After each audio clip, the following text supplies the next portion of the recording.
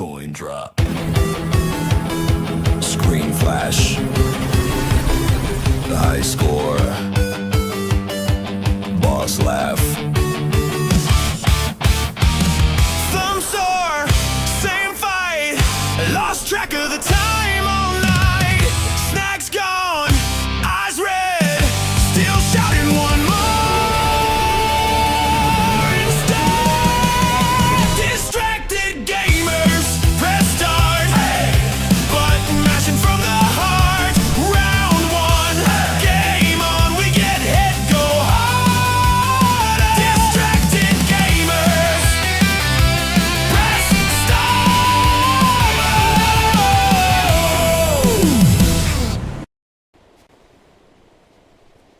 Holy cow, something's going on Ross's end. I don't understand it. Huh? It's screaming at something. Is it that cat? Yeah, she has really long nails right now, and she tried to climb on me, and I'm wearing shorts. It's agony. Oh, yeah. It's the podcast once again. The unexciting but marked moment of episode 100 of Ooh. I consider to be a great podcast, but the internet does not. We hit syndication, baby. Oh.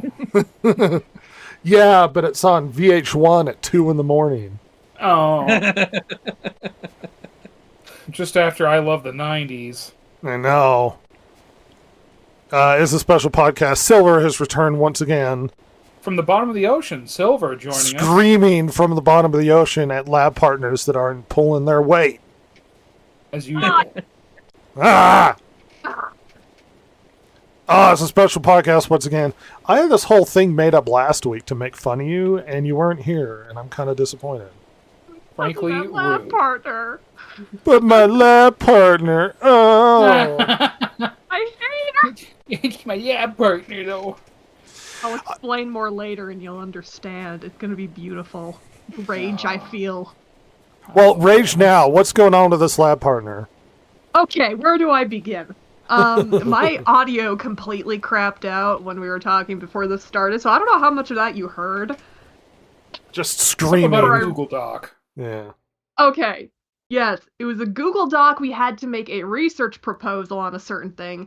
And she'd ask me, like, okay, what do we need done? And I'd tell her, I'm like, you can work on this section because I'm doing this one and this one.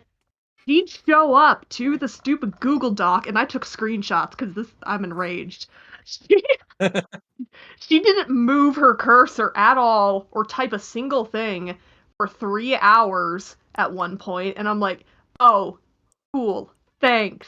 You're doing amazing work. And she'd keep showing up like that for like a week, and she would not do anything. And you know how you can look back on like the edit history? Again, more screenshots. She did not change a single darn thing. Except until the very end, right before I had submitted it, when she put in spaces between some of the paragraphs. That's all she did. Oh. Which messed up the spacing of the essay when it was supposed to be exactly 2 pages. Couldn't go over, and it made it 3 pages. Sounds like a real brain trust she's got going on. Oh, it keeps going. Oh. So I have to work with her in the lab, and she'll just stand there and do nothing while I'm performing the whole experiment alone, which is great because that's like 3 hours of my day every week to do that, and she won't do anything. And I have another class with her, because of course I do. Another class that requires us to write. We have the option of either doing an exam or writing a paper. And I'm like, I'm writing too many papers already this semester. I'm going to do the exam. I get a text from her the day before the exam, and she's asking me, are you going to do the essay? Can I join you? Are you going to do the essay? I'm like, I'm not doing it. Screw you. It's like, okay, I'll do the exam then. What are you studying for it? Give me all this information. And so I get on a Zoom call with her because I'm not a horrible person and I'm trying to help her out here. And so I'm like, okay, you study this, here's the material, this is what he said about it, because she wasn't there in class that day when he gave all the information on the exam. Anyway, I get to the exam the next day, which is in class, and She never shows up, and I'm just like, that's weird. Okay. And I get a notification on, like, the class discussion board thing, and I thought it was, like, a teacher making an announcement, and I go in and view it, and I see it's her sending out an announcement to everyone in the class, begging people to join the group for the essay, so she doesn't have to do a darn thing. I'm so mad. Oh no, the news is formatted poorly. I've had similar experiences with classes. Oh yeah, classic. I had Throughout the news. a group partner in this was in high school. He basically told all of us at our first group meeting. He said, "I'm not doing anything for this. I won't even show up on the day that we have to do the group presentation." So we just completely wrote him out of the group presentation with the expectation that he wasn't going to show up. He didn't. He was true to his word. And we told the teacher what he told us, because part of what we were doing was grading each other. And so we said, this is what he told us, this is what happened, and there you go. So yeah, we got the highest grade. Our group got the highest grade in the class on the presentation, and he got a 0 on it. It was great. Oh, I have to present with her too. Oh, she's gonna get a scathing review. Oh, I hate her. She sucks. She's Two dumb. exams that week that paper was due, and I'm like, oh, we can get this done pretty easy. I got a partner. She didn't do a thing. I'm so bad. Wow. Why don't you just be a good partner and help out a fellow woman? I thought women are supposed to be together on these things.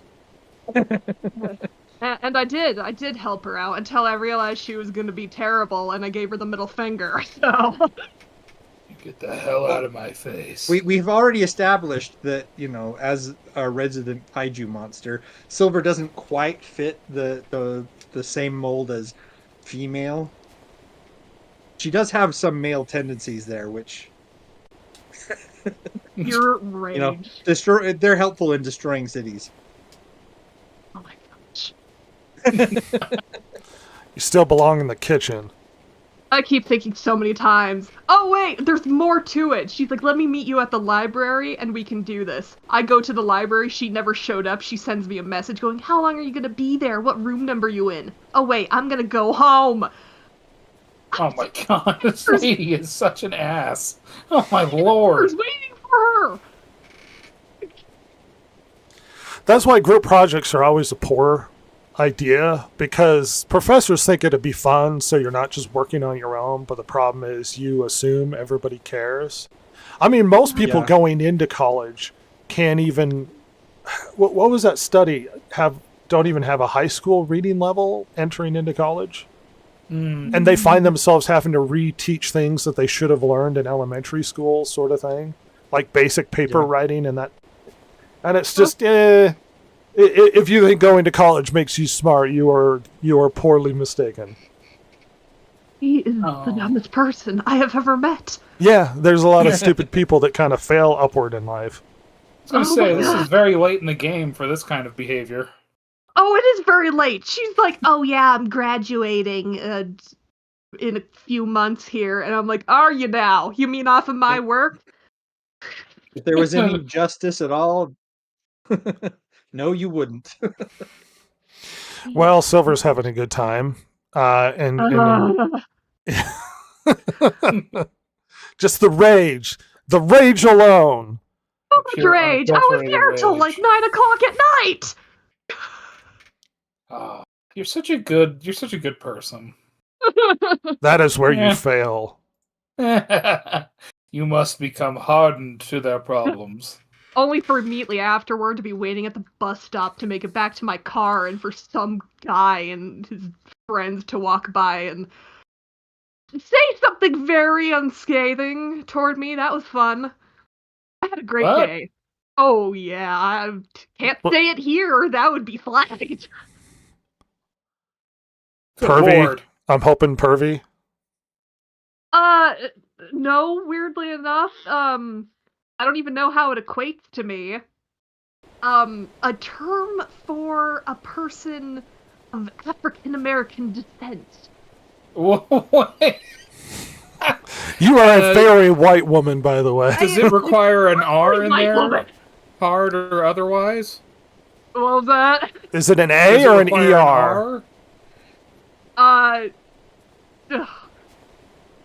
Just ER. I don't know. It was so off-putting. I was like, Good "Excuse lord. me," and I looked up at him, and I'm like, it's like a movie scene. You know, I'm standing under the one lamplight in the dark. So there is no mistaking that I'm as white as the snow. He said that, and I look up, and he's like, "Oh, hey." I'm like, "Hey?" He's like, "You waiting for the bus?" I'm like, "No, duh." No, I'm here for my health. What? The Taking the elite, sights. the intellectual elite of our world, allowing Silver to continue to see in her little world, as we now learn that she is black. This is a white guy who proud of said her. this, by the way. Oh, Yeah. I've seen some mysterious videos of white people calling black people the N-word a lot lately. And from the group, you wouldn't think so. But we are here to talk about pop culture. Me and Ross deliberated on what to talk about this week. And it really came down to what we're looking at ahead of time. And look, what's going on is who cares about the Grammys, which we'll bring up. And Seriously. also, none of us are watching Star Trek, so it'd be unreasonable for us to review Star Trek. So we're gonna talk about the upcoming year because we had this conversation of, well, it's like, I mean, you got the drama surrounding the Odyssey, and you got drama surrounding some of the other upcoming stuff, and it's like, well, let's just talk about the future. Considering this is episode 100, celebrated far and wide. Oh, what a as it should be. romantification. Celebrated far and wide. What an amazing podcast reaching 100, and the clamoring fans in the chat We're doing great. congratulating us as I edit this into the border live. So okay, here's a challenge. Not blanket statements, but deliberate conversations about everything that we're talking about. All right. But we're looking down the road at the future of movies. And I started to have this reflection of, like, what are we really getting? Because there's a lot of the big tentpole stuff that doesn't seem to look... You know what? Let's get here. Did anyone see Greenland 1, by the way? I didn't even know it No. was a movie. Excuse me. Yeah. It was sort of... I barely remember this movie. Sort of an apocalypse movie with Gerard Butler, but Greenland 2 is like they're coming out of the bunker after apocalypse stuff. But I think it was environment related rather than I don't remember, dude. This is supposed to be our big movie coming out. Hey, look, it's that lady from, Greenland 2. It's that lady from, Firefly. I'm glad she's yeah. getting money. Anyway. Marina Beck. She is in the Deadpool movies. That's right, yeah. So she's doing all right. Bone Temple. Bone Temple did come out. I remember hearing mixed to poor reviews of number 2. Now, me and Ross famously saw the first one and reviewed it. Look for that review on this channel. It's a good review. Definitely It's recommend it. It's We a are fun media review. literate. We talk about penis a lot. There's a lot of Wang talk, everybody. Detailed Wang talk. Conversation. Anyway. I think the biggest fault, whether this movie ended up doing pretty well or not, whether or not it's good, is it's hard to get excited to see the sequel to a movie you didn't like. Yeah. Right. And that was the big problem for me. I mean, two problems. One, kind of outside of my control, which is, Rhett, you and I used to live very close together. We no longer do. And in fact, I am like an hour away from the nearest movie theater. And I'm going to be honest with you, The first Probably movie not pissed going me very off so often. much, I'm not driving an hour for the next one that's directed by someone who's worse than Danny Boyle. Whose biggest claim to so it was directed by Nia DaCosta, who famously directed the Marvels that did very, very, very badly, and they spent Yeah. a huge amount of money on it. And her response to the success of to the failure of the Marvels was to criticize the writing, the writers, and the interference from the studio when she was on the list of writers for the Marvels. So she was saying it was all the writer's fault when she was getting a writing credit on it. Yes. Oh. Bum, bum, Well, that's kind of a bum. backhanded. Well, especially when the Marvels was bad. And so I'm supposed to sit here and go, a sequel to a bad movie directed by a director who made a bad movie, who was blaming that movie on someone else's fault and not her own. And somehow I'm supposed to be interested in the sequel. Even if it's good, I'm supposed to be interested in the sequel. And it's not surprising it kind of was a wet fart coming out. 28 years later had so much potential. And it was squandered. And the weird thing is it looks good, and I don't even think that's the director's fault. I think it's because of Apple cameras. Yeah, all the iPhones on a weird, like, rig that they created. A swivel camera. Well, it's like a U-shaped thing that they put around the people. It's really weird. We had Oh. R.I.P. come out. Famously, Matt Damon explained that this Netflix movie, Netflix required them to repeat the plot 3 times during the movie because people are so absent-minded yeah. when they watch Netflix movies. They require 3 reminders per movie of what the plot is because people are half paying attention, which is encouraging for the future of film and those who care about the medium, I guess. I haven't seen the R.I.P. I probably will. I'm mildly interested in, but Yeah. I mean that you know. that does reinforce that article you sent to us a while back, where the teachers at film schools were complaining that the students couldn't even sit through the films that they were required to watch as part of the curriculum. Yeah. That they lack the attention span to even sit through the movies that they're to watch. Send Help, which should have been already out, a Sam Raimi movie. I haven't heard much from the film. It looks interesting, and I like Sam Raimi. Yeah. I didn't Despite even know he had a movie coming out this year. That's bad.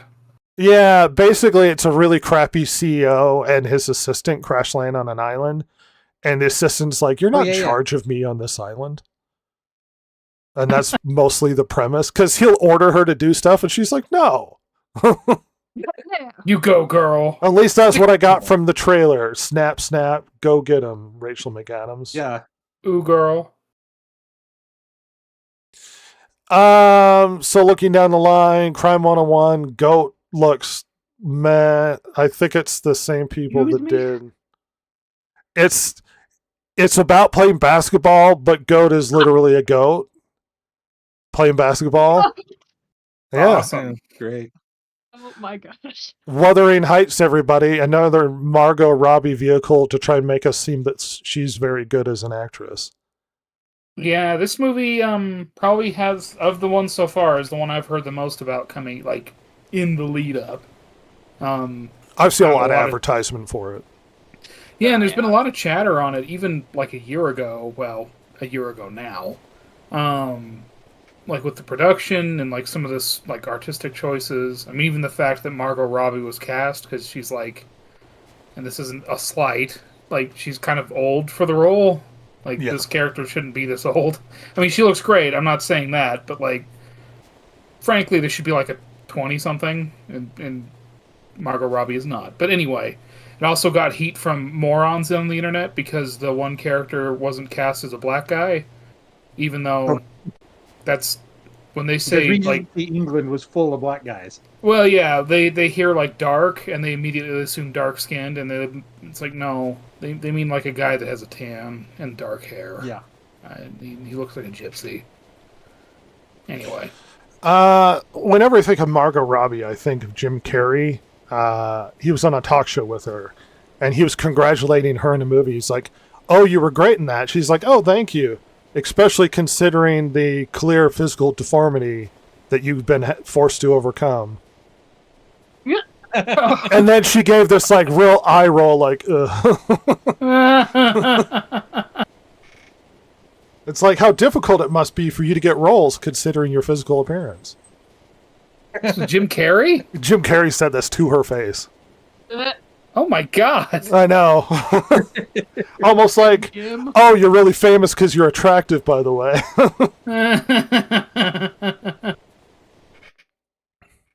We got that's got to rub certain celebrities the wrong way when people are just so attractive they fall into roles. Where Jim Carrey, I'm not saying he's a bad looking dude or anything like that, but he definitely is not resting on like his looks to get into movies and stuff. Well, I'm not saying look, I haven't seen a lot of Margot Robbie stuff. Her acting is okay. Yeah. But I will say if somebody ever got into movies because of how attractive she was, it was her. Yeah. Totally. It Which, just is. That's the business, baby. Yeah, no one wants to see fugly people. Except in video games. Yes. Apparently. And then they'll sell great. We got a Elvis Presley in concert movie coming out. The Sheep By Baz Detective. Luhrmann. Yeah. By Buzz Luhrmann. It looks interesting if you're an Elvis fan, but nothing Yeah. really stands out as Sheep Detective, where essentially Hugh Jackman dies really Hugh early. Jackman, yeah. I've seen the And the trailer sheep for that. solved the case. Yes. I'm this- hoping that'll be good. well, Yeah. I don't think it will be. No, I hope. I but have hope. faith in the sheep. I have a feeling there's going to be a lot of really stupid jokes in that, unfortunately. Yeah. Sheep. Scream 7, continuing the Scream saga because we didn't say what we needed to say in the first Die. Scream. That should have died years ago. Probably should have ended at the first one, like most things. Yeah. But anyway. A Maggie Gyllenhaal film. What? Yes, The Bride with Christian Bale playing Frankenstein. Hey. Oh, Okay. forgot about this. Apparently, Netflix, because this is a Netflix movie, told the star of this, believe it's Jessie Buckley, that they didn't want her for the role because she didn't have an Instagram presence. Oh my god. Yeah. Who wasn't it? Ethan Hawke's daughter, who's Maya Hawke, that said something similar. Experience better rest for less. Yeah, something like that. Or I'm maybe tr- it's just Ethan Hawke talking about his daughter telling him that, and it's like, what? And shop the The president's state of Hollywood. Stupid ad. Sleep Center. Save up to 500. I'm trying to mute. Okay, now we shouldn't have that problem. Anyway, it's like The Bride of Frankenstein. And I'm just... the 30s. Yeah. I don't know, You know what? Maggie Gyllenhaal being the director, but who knows? Hey, you know what? I'm gonna be honest. And that's now so far the one I'm most interested in, and it's kind of not even close. I think Here's The Rook would be the Frankenstein. next best. Franken Bale. Franken Bale. Frankenbale. My favorite. Hoppers, there's been some early warnings that this wasn't going to be good or wasn't going to do well. It looks like I'm going to hate this movie. Yeah, it looks like it has a lot to say, despite being a children's movie about fucking gophers. Yeah, for some reason became an activist film that's almost copying Avatar, that's about causing a revolution among the animals. Yeah, to stop a land developer. Brilliant. Hey, Fern Gully again. Hey kids, remember Fern Gully? Hey, do you remember Animal Farm? Anyway, I'm betting it's going to be kind of like that, but dumber. Reminders of him, Project Hail Mary, Ready or Not 2, Here I Come, Super Mario Galaxy movie. This looks like more Super Mario. It's gonna be just like the other one. Going to make $1 bajillion. Kids will like it. Yep. Good for them. Something needs to. We got that Mummy movie coming. Oh, I didn't know they were doing that. That looks seems interesting. The Mummy. The mummy. Oh, mummy. I'm not going to sit through your sponsor. That's fine. Charlize Theron. Oh. Her action hero bag? Oh god. No, I don't need to see that. I like Eric Bana. Another African actor coming to grace our screens. Well, it's too bad they didn't put this out in Black History Month. I mean, you know, being an Yeah. African that she is. One of the famous African actors. Yeah. We have a Michael movie. The fact that I haven't heard a lot about this makes me concerned it's not going to do well. Yeah, I do like, for the most part, what I've seen of Antoine Fuqua. I like what he's done, but I know he's done a lot of stuff, so that's not necessarily saying a lot. But The Devil Wears Prada 2, The Prodigy. The oh, Prodigy. uh-oh. You're still not going to Paris. Do you think they'll find them in Paris? You know. Maybe. Just as a background, because I know a lot of women have seen Devil Wears Prada Silver. Haven't. I don't know the first thing about this movie. So, Also the name of a band. So The Devil Wears Prada is about a lady who's this horrible fashion dictator who treats everybody poorly and is kind of a dominant force in the fashion universe and is actually based off an actual person. But they changed the name to avoid being sued, which she still got really pissed off about that movie. I don't know why. Weird Cruella de Vil movie, the live action they made. It's Yeah. basically that. Yeah. Yeah, I don't know why we're Cool. continuing on with a it's sequel. super ripped off Devils Wear Prada. Yeah. Because Rhett, we are reaching the bottom of the barrel and we need help. Please, Well, and God, help us. I think that's a sign of what we're looking at is there's a lot of meh to why are we making this movie? Devil Wears Prada, like how old is that? What, That's a couple 2008? years. 7? Does Anne Hathaway got nothing better to do? Let's Probably see. not. 2006. Yeah, so Oh, 20 wow. years ago, That's The Devil Wears Prada Holy cow. came out. And we're getting a sequel where Anne Hathaway is still like, I didn't go to Paris or something. The Bears. Maybe she's starting a rival company, Rhett. Oh maybe- my gosh. Maybe, I don't... what else can you do about that? It's just... Yeah, people being bitchy about fashion. Like, look, I get the appeal, but if they made this for more than $30 million, they've made a mistake. And I guarantee you they made it for more than that. Well, Emily Blunt's back as well, who at the time was not a very big actress and is now a lot bigger. Yeah. She was kind of the bully to Anne Hathaway's character in Devil Wears Prada. Oh, sure. Let's see. More, Devil Wears Prada 2 is estimated to be between 100 million, 150 million. What the hell? Oh my god! it's all that They're gonna make CG. that money back. It's all that CG in the film is what we're dealing with. Yeah. Oh yeah, yeah. Literally that the was first their three budget. names. Their projected earnings is 600 million globally. I don't think they're gonna make it. Look, I'm not saying it's not possible, but goddamn, White women, Superman didn't though. make that. White women might drag themselves out for Devil Wears Prada too. It's true. Maybe. Yeah, they made Wicked happen. They made Barbie happen. That movie sucks. That's true. This Listen, one is. It really seems like one of the movies that missed its window of opportunity. You know what I mean? If the original movie was 20 years ago, and they're Yeah. just coming out with a sequel now, They've been We've doing got that this lately, though. brand. Some of these actors have got nothing happening. We're just gonna reboot it temporarily. Hopefully Studios got nothing nostalgia. happening. Hopefully nostalgia will carry it forward in some weird way. Mm. yeah. I And it that's might. gotta I- be all that they have because Could be real wrong. It could make so much money, but we got a Mortal Kombat 2. That's right, sequel to the other Mortal Kombat movie that came out during COVID. and was okay. I don't see the main character. Maybe I'm wrong. I don't see the main character from the first one. And Carl Urban plays a character who should be much younger, even though I like Carl Urban. Yeah, the one guy, what was his name? Cole. Yeah. Whose superpower was I can get hard skin. Yeah. Because he was Really a good way to put that. boxer. I had to add.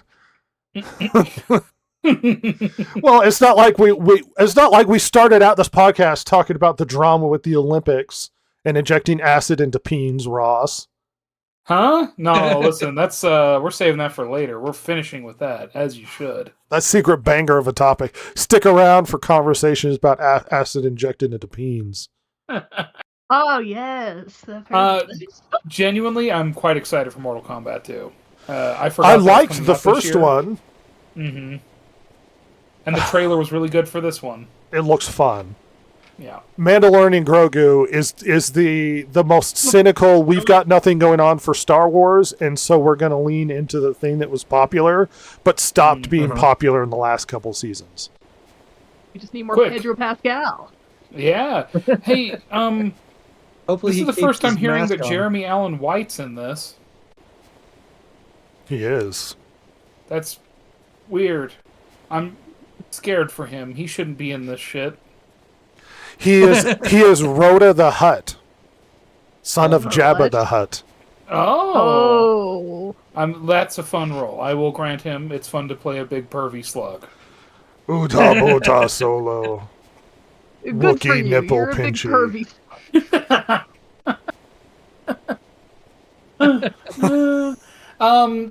Super uninspired name. A third season didn't do it any good because it sucked. Turning this fourth season into a movie, this movie's going to make like $100 million and be a big pisser. And it's our first outing in Star Wars in the theater since 2019. The hell are we doing over at Disney? Well, this should tell you how bad Failing. everything they've done is. That they're trying to bring Grogu to here. To those who missed the giant freight train that was The Mandalorian, The Mandalorian season 1 is pretty good. It's fun. It's got this adventure element to it, and then they introduce this wide-eyed character that kind of looks like Yoda that everybody called Baby Yoda, and the internet exploded with squealing white women and children obsessed with this character. But naturally, the plot graduated to eventually he has to give up this kid, whatever's right for the kid. But the thing is, you can't because he's too popular. Yeah. Despite the fact this kid eats baby animals. But it's cute because he's got big eyes, so whatever. It's like that thing you see online with the guy who's really hot and they make a fake account for him where it's like, I just got out of prison for beating my girlfriend, and he gets a lot of DMs of like, I bet you didn't mean it, sort of thing. Yeah. And it's like, yeah, but Baby Yoda's cute, so we can excuse horrible war crimes. Yeah, but the abuser's not, so. And even season 2, which I thought is better than most people reviewed it, I thought it was all right, despite the pandering and that sort of thing. Season 3 was terrible. And they can't get past season 2 ended where he turned Grogu over to Luke Skywalker. Luke Skywalker, who just failed to train this kid and gave him back to the Mandalorian. I give up. Take him. To the point where we have they're doing flips with a puppet so that the puppet's training to be a Mandalorian in the 3rd season. Oh my god. It's really bad. It's really bad. And that's because they don't know how to move past this character. They didn't realize it would be so popular. They were scrambling to come out with like toys for this thing when it first came out season 1. Because they're like, oh my gosh, he's really popular. Let's get as many toys. And now we have this moment where we're all squealing. Oh my gosh, at least Andor stayed serious and made a serious show and then ended without doing some goofy gimmick. But this show look, Mandalorian is a boring, dull character.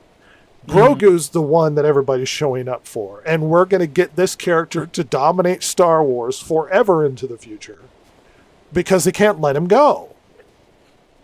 I think this will be the nail in that coffin. I'm going to be honest with you. Because if this movie, if all of those kids squealing when he got on screen are now like in high school or older, and I don't think they're going to be scrambling to come out to watch this film. No. Because I remember Especially my not if they've nephew. kept up with the show. Well, I remember my nephew getting excited when Baby Yoda would show up on screen, and it's like he's out of high school now. Yeah. Like he's not like, dude, Baby Yoda, Yeah. Those days are gone. freaking Baby Yoda, you guys. You want to know the cost? What's that? Cost of the movie? Yeah, Oh. 166.4 million. that we know of. Yeah. And if it wasn't filmed in Britain, we'll never know the rest. Yeah. Nate Bargatze is leaning on his popularity of being a mediocre white guy comedian Oh. who's inoffensive. Yeah. I mean, genuinely, I don't know that guy. So this is Oh. this Well, comedian, and it's basically Mr. Mom, where he's going to stay home and take care of the kids while his wife has a really cool career.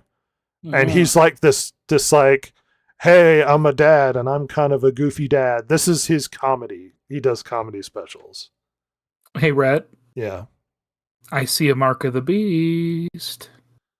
Yeah. Kumail Nanjiani. Yep. Get that lispy dork out of this movie. What the hell are you thinking?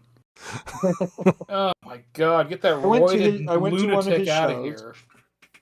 We were invited to go. It wasn't like I've seen his one comedy special that he did, and he was fine. But the weird thing about it was that, like, his show opener, the guy who opened the show for him, was more impressive right off than he was. He came out on stage and he did his thing. It wasn't until towards the end when he'd warmed up that he was actually making us laugh. It was kind of depressing at the start. Yikes, that's not good. Regardless, the movie's about this different comedian, not the really shitty Kumail Nanjiani.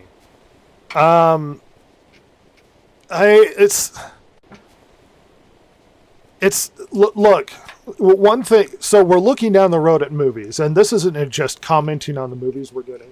This is. You should start to draw a parallel as we look down the road of these movies that we're drawing on nostalgia, we're drawing on sequels, and then when we get something like a comedy from this guy, it's like my wife wears the pants in the family and has an awesome career, and I'm going to be the kind of doofy dad who's kind of incompetent who stays home and watches the kids. Every time they come out with a movie that might lean for boys, they make it for girls, and they ruin it. Okay? So let's talk about the big movie. See, weird artsy movie, Christian Bale. Oh, it's The Bride. It's for the girl. So it's an artsy movie, but it's not necessarily leaning for the male audience. Scream, not for the male audience. Sheep Detective, not for the male audience. Wuthering Heights, not for the male audience. Goat No. for young teenage black men. Send Help, make kind of crime is usually for women. The R.I.P. maybe for men. Bone Yeah. Temple not anymore, unless you're really into peen. Hoppers for children. Reminder Hymn for women. Project Hail Mary is for women. Ready or Not 2 is for women. Is it? I don't know. Some of these I don't necessarily agree with you. Horror movies are both. Horror movies are overwhelmingly a women's thing. Now, men can like them, but women flock to horror movies more than men do. They just do. That doesn't mean men can't like them. Mortal Kombat, Guy, Mandalorian. It's suspiciously supposed to be for Guy, but it's not. It's for little children and women. Breadwinner's not for guys. And then we have Masters of the Universe, a trailer that came out that made everybody go, oh, you know what? This is kind of fun action movie. It's a brand that men liked when they were younger. Despite the kind of he-him joke, we kind of went, that's kind of cringy, but I guess I'll wave it off as a joke. This might actually not be the movie you think it is. We've had quotes from the director saying how much he liked Jared Leto as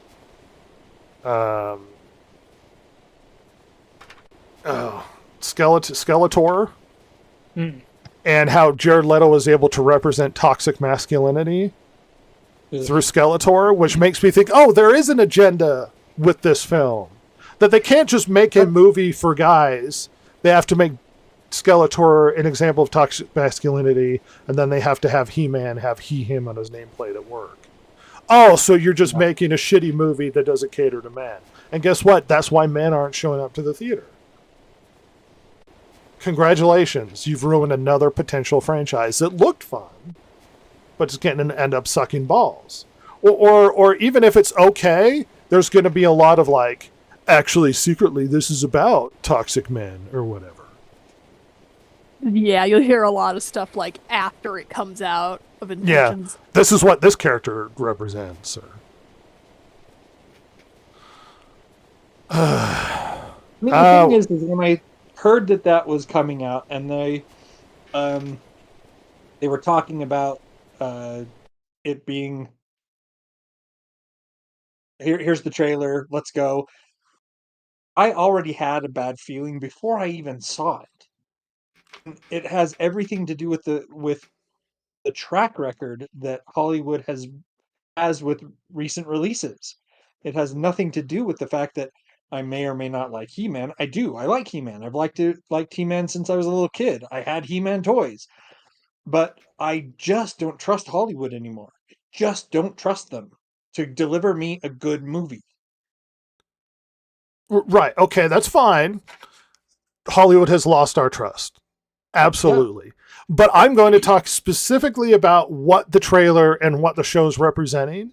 And they're giving us signals that, hey, this fun movie that we thought might be fun for people who might like He-Man or guys that just want a dumb adventure movie, it's probably going to be, at least what they're indicating, probably going to be shitty. Now, there have been movies that have given weird indicators that they're disrespecting the source material and end up kind of coming out okay.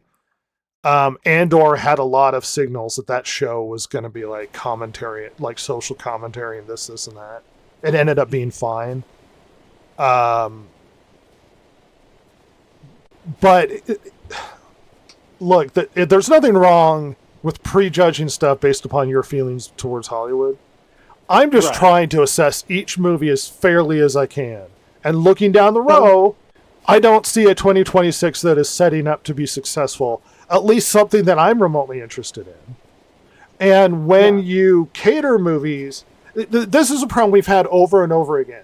We're making movies catering towards the female end of things, and then when they make male movies, they have to insert female catering things. And then it's like, well, then you're not making stuff for men. And men show up to movies. And they're not bringing their girlfriends if they're not interested. Goodness. Moving on. I have to say that the visuals from the trailer, so I did watch the trailer, the visuals did look impressive. So based on the visuals alone, I would say if I didn't have this deep distrust for Hollywood right now, I would be impressed by the visuals and think, this may be a movie that I do want to see. But like you said, anyway. Go ahead. I'm just trying to judge the movie based upon what we have at the moment. If I prejudge Hollywood, I won't see another movie again because Hollywood sucks. Disclosure Day, we don't know much about it. Emily Blunt, maybe aliens are coming and she's a weather person. Because that's who we get our alien news from, the weather person. Toy Story 5. 6. It's a little late for that, isn't it? I don't know what this is. Maybe it's a re-release. No, it's Oh, It's a Scary new Scary movie. That's Movie. right. Yeah, that's Scary Movie hasn't been good for a while either. Scary Movie hasn't Yeah. existed for a while. What are we doing? Well, the Wayne's got nothing to do. Yeah. Toy Story 5. Toy Story. I don't think Toy Story's been more? good since 2. I haven't seen any of them past 2. Yeah, I wanted to see 3 and I just never got around to it. I was busy. Sad And then I just stopped. toys. I'm too old. Yeah, I didn't care for 3, though I understood it was pretty good. I just didn't like the ham-fisted emotional like line through it. And then they did a 4, and it's like, why do we even need 5? What? Because you can't make something creative or interesting? We're still leaning on our laurels. In this one, the toys finally get put in the attic and forgotten about. Time for the trash. Oh wait, we've done that before. Oh, You know what hasn't aged well visually? Toy Story 1. Visually No. redo that and then re-release it. It'll do really well. Just fix Toy Story 1. Supergirl, the one everybody's not excited for, and has gotten a lot of backlash because it looks really bad. Because Brett, James Gunn I've doesn't heard- seem to know how to direct. What's that, Rob? I've heard from very disreputable sources that some idiots think this is going to be $1 billion movie. If Superman can't pull $1 billion, what makes them think that Supergirl is gonna? From Because the woman. sheer, yeah, and from the sheer magnitude, like the magnetism of Millie Alcock. Well, because you know what I was begging for? I was begging for a frat party girl who gets drunk and is pissy that her cousin is more popular than her. Because that's a movie I want to see for a superhero movie. Who thought yeah. this was a good idea? 20-something girls? Who thought this was a good Probably. idea? James Gunn. Yeah, James Gunn, but James Gunn's a hack. James Gunn is also the type that likes to see other men bang his wife. So on Ro- film. Excuse Ross, me. I did wanna you make that- know that when they made this first Superman movie, James Gunn, to help the different actors understand how best to understand their characters, didn't give them a synopsis or talk to them about the characters in a deep way. He gave them a mixtape for each of the characters Oh my gosh. that was supposed to represent who those characters were emotionally. What You a know, poser. If the movie had been good and made $1 billion quadrillion, we'd look back on that and be like, "Oh wow, that's really unique and different." What an auteur. But because the movie made like barely its budget back, if that, if you include marketing, what a Record douche. breaking out of theater. Yeah, the fastest Superman movie out of theaters. I just, God, what a douche. He sucks. Jackass 5, where geriatric people injure themselves and it's no longer Please, funny. God, stop. You're too old. 4 was almost too much. I beg you, please stop. It's not funny anymore, you guys, and we still need money because we don't have careers outside of Jackass. Well, Johnny Knoxville's making that Fear Factor money now, so He is making that Fear Factor money, yeah. yeah. Minions Oh, 3. No. They're coming for you. Because Minions 1 and 2 weren't bad enough. We need a third one so kids can mimic their voices. Good for them. What, Silver? You're not a Minions fan? Oh, absolutely not. I'm so sick of these little yellow pills. No, I know what I'm getting you. Oh no. Hey, wait a minute. Yeah. Hey, Rhett, Uh-huh. didn't we just have a Moana 2 in 24? Yeah. This is live action. And we're doing a live action one now? Yeah. Does that seem a little, soon? Yeah. If they hadn't have made 2, it wouldn't have been... I mean, it was still... I mean, 10 years is a little fast, too, but, like, that's... It feels really strange to me. I saw a video the other day of a white woman after seeing Moana 2, like No, no. hollering and yelling, connecting to the Polynesian culture because she's so hyped for Moana 2. Oh my gosh.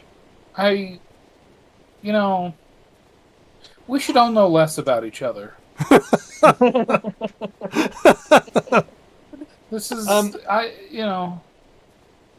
What? you're just gonna do this stupid stuff with the going from cartoon to live action, do the live action, you morons.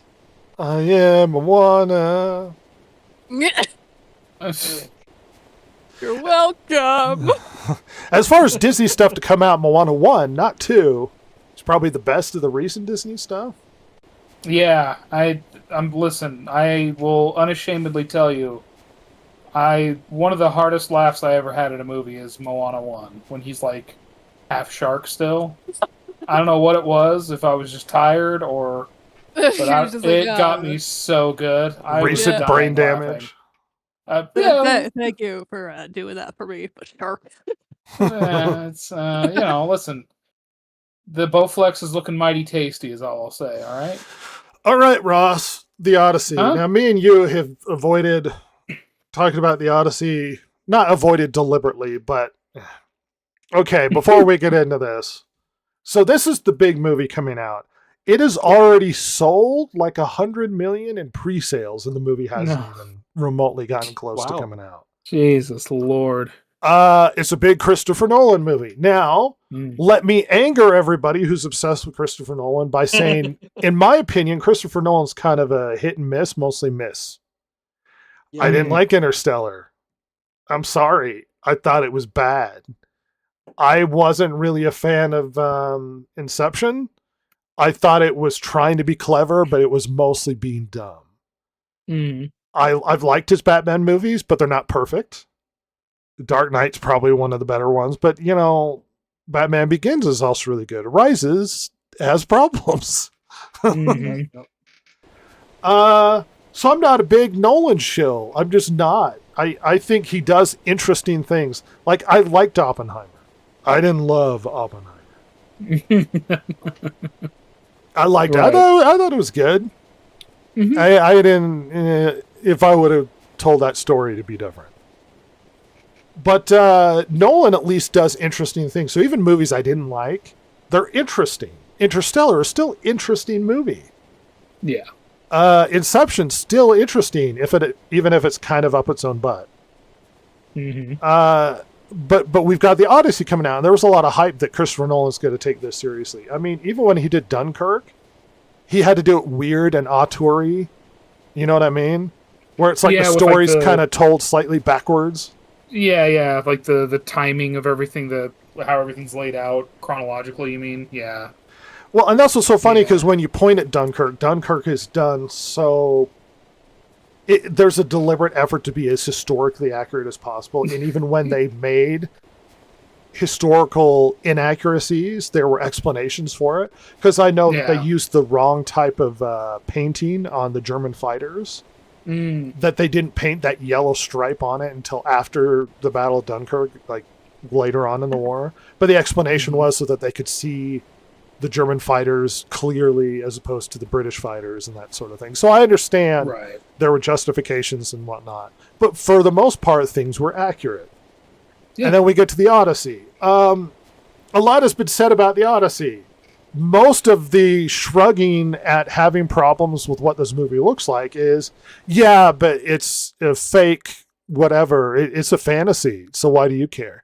Well, it's a fantasy about actual people who lived in the actual Bronze Age, where we actually know what they look like and what their armor looks like. Yeah. And what their Um, building should look like. And Not only that, but it's a well-known story, and it has,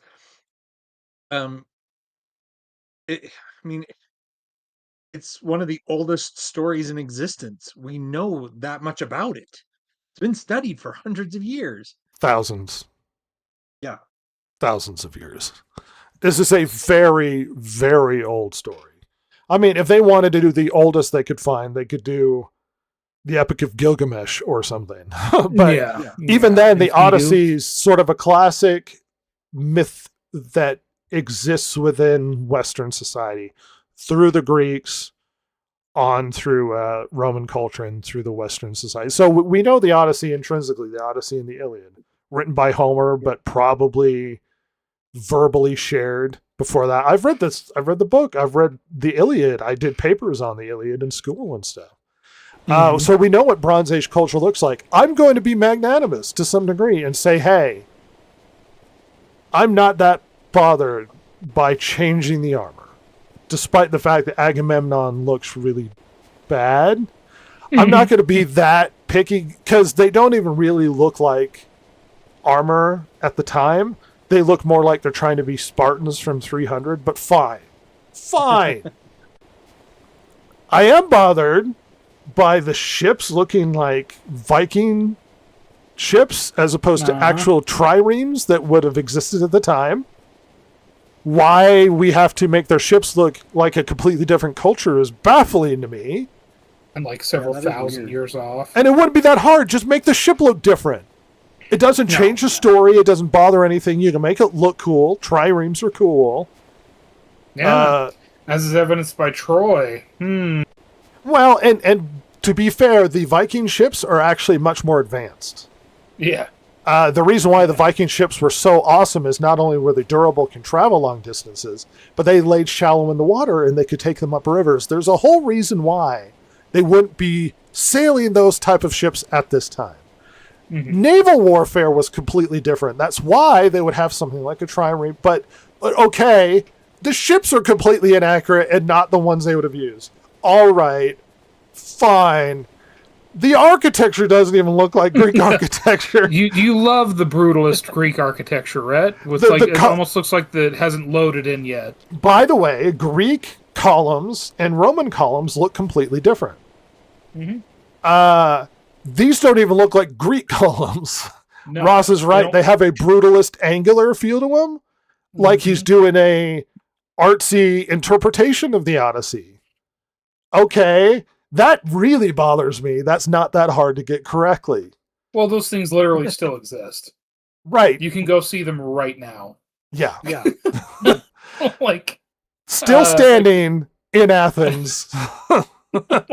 it's not that long of a plane ride, especially for someone who lives in, I don't know, the UK. Yeah. Really not that long. No. So, and I guess that's my thing. Like, okay, you're making these artistic choices, but then this is the guy who tries to like ground everything as much as possible, and it's like that. I mean, he made a Batman movie look like Chicago.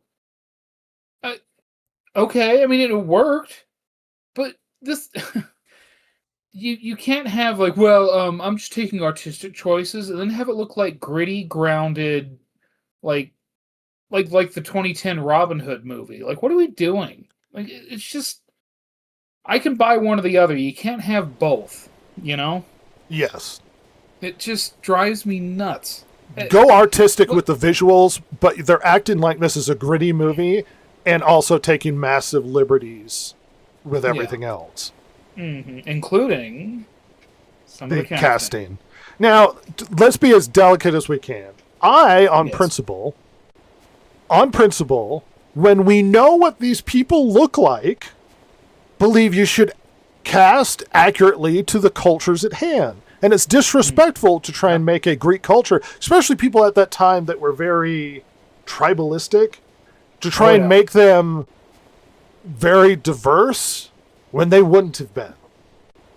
It's baffling that you feel the necessity to diversify a culture that wasn't. I mean, the Greeks survived to this day for thousands of years because they didn't like intermingling with other races. They just did. Yeah, so, I mean, like, what was it? I forget what it was called, but where it's like the proper area to be is like the latitude of Greece, and then as you go north and south, it's more wrong, right? Yes. Yeah. You're more barbarian. And it's like, it would be very unlikely for them to interact with very many black people. Some. You might go, oh, well, Africa's right there. And it's like, well, Egypt were different than sub-Saharan Africa. Very big distance between Egypt and the sub-Saharan. Northern Africa was actually not very black back in this time. It was mostly Peloponnesians and Peloponnesians, Phoenicians, I'm sorry, that settled northern Africa. You might have some, but not very many. But we have a very diverse culture. I mean, they interacted more with very light-skinned people to the north of them than they did so much. And it's like the Greeks encompassed a lot of ancient Anatolia, or today Turk. It's like, well, you should have Turkish people, but it's like they were all Greek. Like the Greeks owned Turkey. It wasn't until later that the darker-skinned people from other parts of the Middle East moved in. These areas were very different. So I'm setting this up to say, okay, we have a very diverse group with Zendaya being involved, and it looks like people are still claiming it's a rumor, but it looks like we have a black lady playing Helen of Troy, and she's an attractive lady. She's just not Helen of Troy. No. And then it was described in the book very distinctly. Yes, very distinctly. And then you have the inevitable criticism of like, well, you have Matt Damon in this movie and he's not Greek. And it's like, look, the Greek were lighter skin. So mixing and matching people across the lighter skin, whatever. But hey, that criticism's fair. Let's just make them Greek. Just cast Greek people. Fine. If you want to be as accurate as possible, it doesn't bother me that you go, well, Matt Damon's not Greek. And it's like, that's true. Make him Greek. Cast a Greek man. Whatever. Yeah, you know what's funny? Because I was going to make that point. I'm like, you know what? I mean, even the ancient Greeks would look at, like, Matt Damon or even Charlize Theron and be like, I don't know very about light you. skin. Greeks are much more olive. Yeah. Yeah. Weirdly enough, I think John Bernthal may be the best cast as far as that goes. Little Italian in him, yeah. Yeah, like the he's got that Levantine Jewish blood in him. Yeah, a little bit. Because it's like, well, why are you... And it doesn't have to be extremes. Simply because you go, oh, well, you know, the Greeks might be a little bit more olive skin or maybe a little bit more Italian or something. We got a bit very specific. But simply saying that doesn't mean we have to go to extremes of like everything is diverse as much as possible 100%. Yeah. What? That doesn't make any sense. Genuinely baffling that we feel like we have to dramatically diversify everything all of the time. And if we're not... my problem isn't even the diversity. My problem is the inaccuracy. Because you'll get some dumbass who goes to school who's walking away going like, well, the ancient Greeks were really diverse and everybody was diverse back in the day. It's like, they weren't, though. No. Accuracy does kind of mean something. And then we got some idiot going, because people will sit here and think, well, people understand it's different, but this is artistic liberties. They won't understand. People are very stupid. Yes. As is evidenced by the how people viewed the Founding Fathers after Hamilton. I had arguments with people being like they weren't that diverse. It's like, yes, they were. It's like, no, they weren't. No. No. And, well, but Hamilton was an immigrant. It's like, yeah.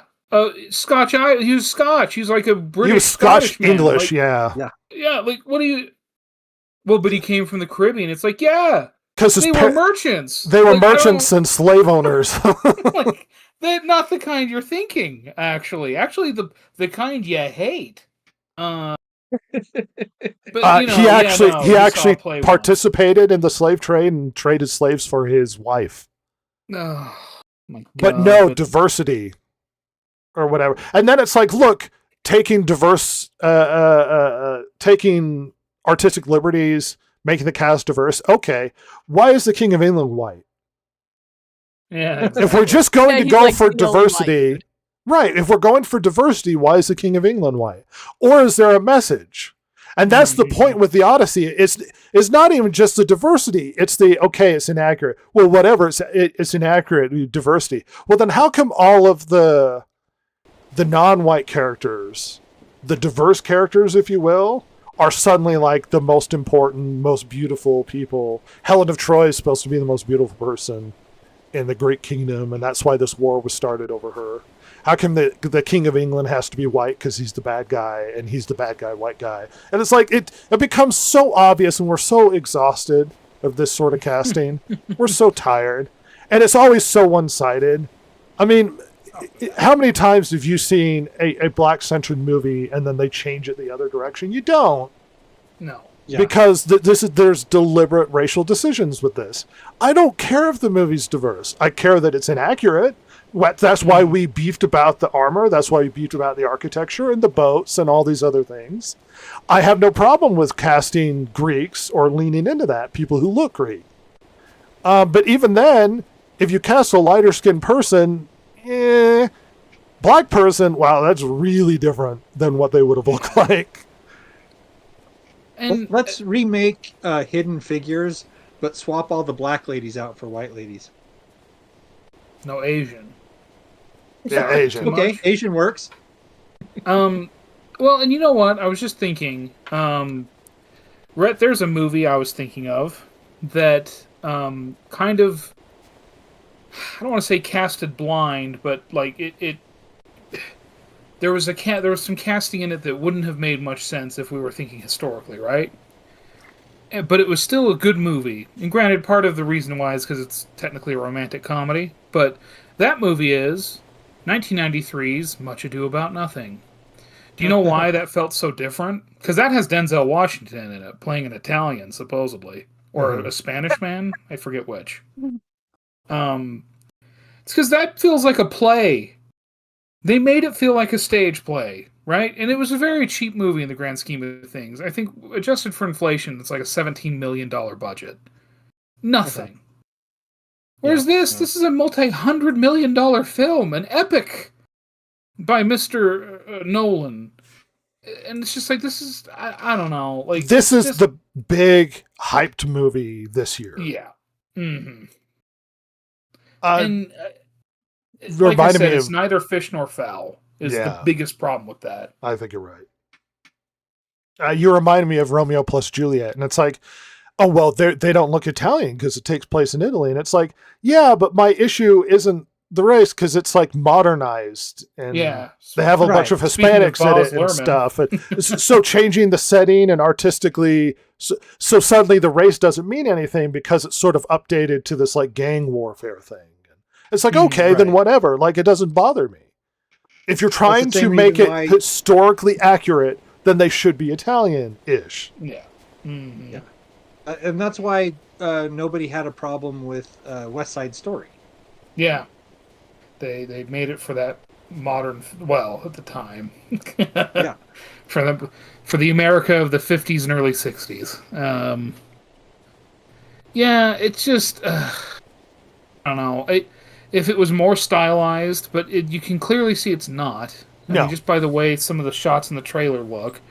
But then the architecture and I almost want to say like I can kind of see what he's maybe going for, but it's not going to work. Well, at least not for me. No, not for me. It's going to be really hard to look at for me. And frankly, this Here's is going the to be a hot boats. take. Oh, These yeah, don't look at, like look at Greek those boats. triremes. Oh, wait. Look at these Viking ships. This is going to be my hot take, Brett. Uh-huh. And I'm perfectly willing to be wrong. I have a feeling that the disconnect between the visuals and like the artistic and like the direction visuals and the like gritty look and feel of the movie, it's going to make it feel cheap. You might be right. I might be wrong. I'm perfectly willing to be wrong, but I think it's going to look and feel cheap because of that. Oh, and here's a by the way. These visual elements, like the casting changes with this gal as Helena Troy and stuff, only serves to create divisiveness and anger and ingenuine racists to make racist comments and that sort of thing. You can have a good movie with a very diverse cast, inaccurately cast. You can't have an historically accurate, gritty, realistic movie if you're inaccurately creating bad boats and bad armor and bad casting. Yeah. And because from my perspective, Christopher Nolan's kind of hit and miss. A movie that I should love is suddenly like, I don't know about this. Because I love this period of time in history. I'm not a classicist necessarily, but I did study Right. Greek and Roman history, as you should get your classics down. Yeah, I realize I'm going to be in the minority. Someone's going to sit there and be like, "You didn't like Interstellar. You freaking don't have a heart." And it's like, I guess. Or Rhett, they'll hit you with the, well, you just didn't understand it. Oh, you're media illiterate. I get it. Because the movie's good if you understand movies. Yeah. See, if you're smart like me, this movie's actually brilliant and amazing. Because I understand what it's really saying. But if you're dumb. Oh. But if you don't like it, it turns out you're just a big dumb idiot and therefore less than human. Well, okay, so let's say I am a big dumb idiot. All right. Oh, Okay. Making high-minded, smart, and intelligent movies that can't reach big dumb idiots like me, right? Right. Makes it difficult for your movie to be successful because there are a lot of big dumb idiots out there who just don't quite get what you're talking about. Yeah. Yeah, that's very true. Memento's pretty interesting movie. A lot of people struggle to understand that film. So Memento's not a movie that everybody's going to love because too many big dumb idiots don't quite get it. I understood Tenet, and nobody understands that movie. Yeah. I have a question for you. Yes. So we have this. Let's say this accurately.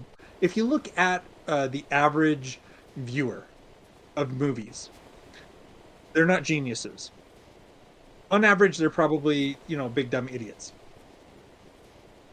So what would you bet that the people who sit there going, "Oh, you just didn't understand it themselves and just want to appear smarter because they actually need that ego boost"? Ross, majority. do you remember how many times Chris Stuckman had to watch Blade Runner before he understood it? Oh my God. You forget that? I remember him saying that. I do not remember the number. It was multiple times before he Oh, felt my like he Lord. understood that. He's like, I didn't like it. And I don't think I understood it. But after watching it multiple times, I want to say it's like 3, 4, 5. And it's like, if you have to see a movie 4 or 5 times to understand the movie's written poorly, and it's written in such a way that the audience can't understand it. Yeah. Yeah. And, not to get derailed, but like, and maybe I'm an idiot because I didn't understand its depth, but like, Blade Runner's not that hard of a movie to get.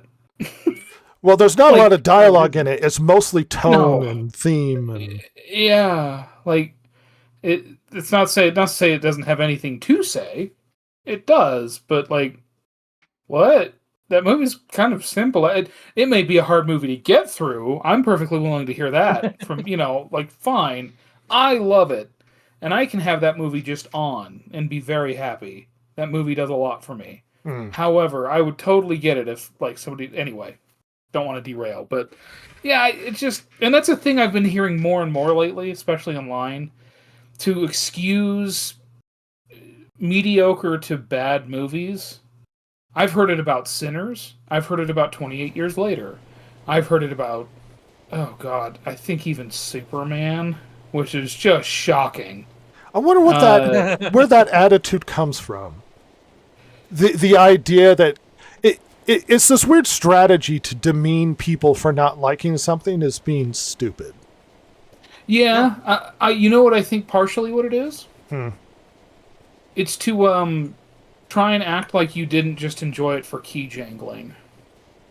You know what I mean? Like Yeah. the movie, what it actually did for this person was it jangled keys at them, and they went, "Hey, yay!"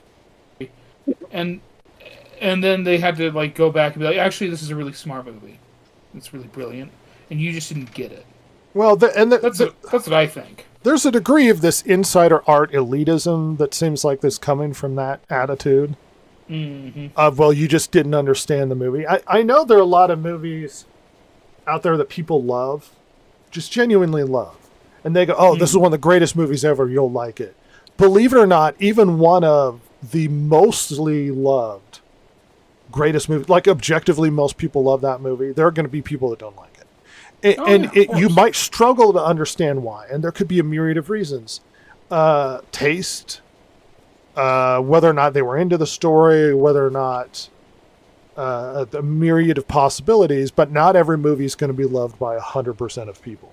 And simply demeaning people for not enjoying a piece of art doesn't encourage them. See, that was always the biggest problem with a lot of whenever people said they didn't like something, to go after their motives, to attack people personally. And it's like, you do realize that doesn't succeed in them liking a movie. That just makes them more pissed off.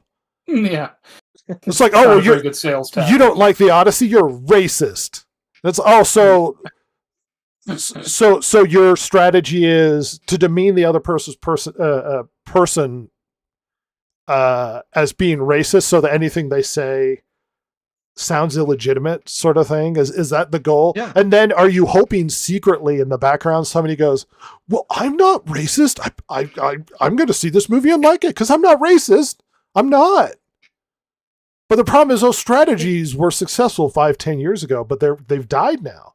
Everybody who gets called names for not liking something, the amount of people that were accused of misogyny for not liking The Last Jedi, baffling. Okay. But that didn't succeed in creating more interested viewers. It just sort of drew more distinctive lines and made the audience more separated, because now it's like, well, you're all bigots and misogynists because you don't like Last Jedi. And then the rest of the audience are like, well, I hate it because it's bad. And then they don't talk to each other. It doesn't grow your audience, and it's not a successful argument to encourage somebody to see it. Like if there's a movie I really want somebody to see, I don't go, hey, Ross, I like this movie, you should see it. And you go, no, I don't like this part of it. And I was like, you bigot piece of shit. Instead of going, well, it does this thing, or trying to be more persuasive, instead I'm like, you suck balls, you piece of shit. How dare you? It's a great sales Sure, you're not tactic. like I this think it'll thing work that I out. like. That doesn't encourage people to see your movie. Like, I don't know what the point is. Mm-hmm. You want to see that movie now, Ross? I think I'm going to skip it still. Mostly just to aggravate you. Because now you hate me because I've been going after you because you won't see this movie. Yeah. There's an Evil Dead movie coming out. It's really funny that there's a Sam Yeah, Sam Raimi Raimi movie. movie, but it's not this one. It's not this one. It's really funny to me. I don't know. 2026 is weird. Of the superhero stuff that has any chance of success, it's probably Spider-Man. Yep. Most likely, yeah. Yeah. See, Flower Vale Street. Producer J.J. the guy Abrams. that did It Follows. Oh. Yeah. Oh, and J.J. Uh-oh. Mark of the Beast. Uh-oh. Anne And Hathaway, Ewan McGregor. Uh-oh. Mark of the Beast. Paw Patrol, the Dino movie, Silver. Up your generation. Oh my there. gosh! You're a fetus. Guys, I'm so stoked. I knew you would be. Insidious, Another the, Insidious film. Insidious, the Bleeding World. So that's for women. Oh. No, not more Insidious. Toot, toot, toot. Insidious the Red Door was terrible. Yeah, it was. Hurtful. It wasn't good at all. Uh-oh. That's heard my qualms about that stupid movie. Question. Yes. Is Clayface based in New York? I don't know. Its release date is September 11th. That's why I was asking. Bum, No. bum, bum. No. Remember, Clayface is an interesting character. Let's make a dark, gritty story about this guy who's an actor and obsessed with trying to take on roles and becomes a clay man. And I mean, that's an interesting horror movie with no Batman. Like, someone's got to stop Clayface. Are they doing this because of the success with Joker? Joker, probably also Penguin. Yeah. Because Penguin's actually very good. We got a Resident Evil movie. Directed by Zach Kreger, who did Barbarians. Yeah. That's interesting. Interesting. I'm actually interested in that. Interesting. Digger, the most hyped, weird Tom Cruise stinger trailer of him being an old man with a shovel, and everyone's like, what the hell is this? Tom Cruise finally let himself be old. Yeah, he's just embraced it. I'm no longer young. I'm just going to lean into it. Next thing you know, we're going to get Tom Cruise as Dumbledore.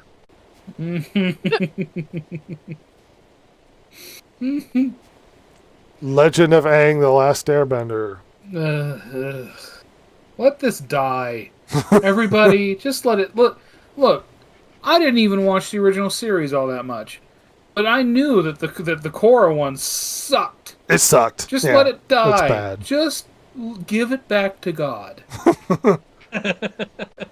Now that we don't...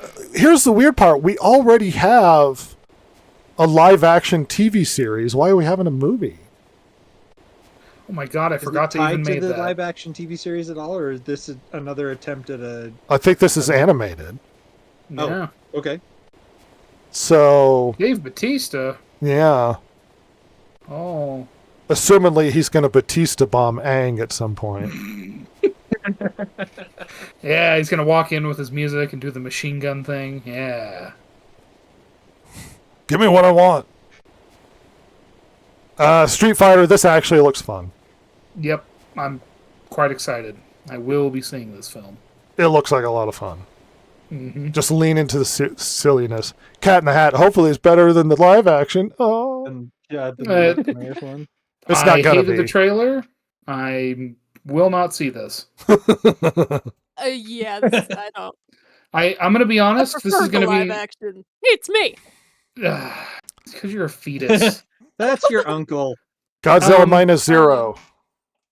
Hopefully, they I- got at least double their budget, which is not a lot of money. Yeah. I want to see this one. I got to be honest. Oh yeah. Yeah. There are so few movies that I'm wanting to see this year, but this is definitely one of them that I do want to see. My favorite is Jason showing up on the podcast and being like, Godzilla minus one's really good. And it was like a year and a half after it had come out. I was like, what are we talking about? Are we going to have this conversation again, Jason? Yeah, it was really good at the time. We told you it took was me a good. while to get to it. Uh-huh. Yeah. It's a while. Good lord. Hopefully it's funny. Remember when everybody was like, oh, he did it on only $15 million. And they said that to the director. And he was like, I wish we had $15 million. So it was like, even if he doubles his money, it's still a very cheap movie. Mm-hmm. So let's hope he pulls off another banger, and really good storytelling and focusing on character and stuff is a better recipe for success than necessarily large bags of money. So I'm rooting for him to pull off another banger. I really am. I swear that every time I hear about movies like this that do such a good job on paltry budgets, it makes me want to go back to other movies. You know, the first Joker movie did great on a paltry budget. Then they bloat the second budget, and Joker 2 is an abomination. It makes you want to go to them and say, look, what is your criteria here? Because it seems like when you're cutting budgets and you're forcing the directors and everything to be creative with what they can do and how they can get away with it and where they can cut and where they can economize, that you're forcing them to create a better movie. And then when you just toss money in somebody's face, you get the opposite result. So what are you learning from the experience here, if anything? That was always part of my argument with George Lucas, is his movies are better when he has a smaller budget. And when he had infinite money to do whatever he wanted to, they got worse. Yeah. Anyway, hopefully Godzilla minus one. Another Hunger Games movie, because it's not like the last one didn't suck. I And mean, I'm going to be I like honest. Jesse Plemons and Ray Fiennes. Yeah, I like Ray Fiennes a lot, despite his He's a good involvement in Penis Movie. My problem is the Hunger Games kind of suck. I liked maybe the first Hunger Games. I hated the other ones. I never even finished them. I never even finished the book series. The ending of the second one pissed me off so much. Katniss is not a likable person. No, I literally remember because I read the second book in a day, and I got to the end where she went like, "Oh boy, I just don't know which boy I like more," and I was like, "Ugh." Just And then string like, these poor guys along. like just slammed the book down. I was like, "I'm done. I don't need to read anything else." I'm going to Thank pick the you. guy that has cake abilities and can mysteriously disguise themselves with his cake powers. Cake power. Oh yes, the fondant arm. I remember this. Where'd you get all that makeup? In the I found forest. it. It's my food coloring. He had time to food color himself and hide in the brush. He keistered it. He asked keistered for it. one of those supply drops. He's like, just bring me some fondant in those 4 packs of food coloring. Sequel to Violent Night. Oh great. Who cares? Nobody. Jumanji 3. I don't like Jumanji anymore. There Moving was a on. second one. Yeah. Yeah. Oh, And it's dumb because they had the 4 core characters, and when they came back for the second one, different people inhabited the different characters. So now one of them acted more ladylike, and another one was more masculine. No. So it's like all the personalities Yeah. changed. It was Jumanji supposed to be 3, one I of the swear this characters' grandpa and like his friend. So it was Danny DeVito and Yeah. I forget who The also Rock's- inhabited the 2 characters. It were just like crazy old men. Kevin Hart and The Rock are not good enough actors to pretend to be Danny DeVito as well as others. No, How dare Aquafina you. was pretending to be Danny DeVito in that one. Oh, I forgot she was in that. Oh gosh.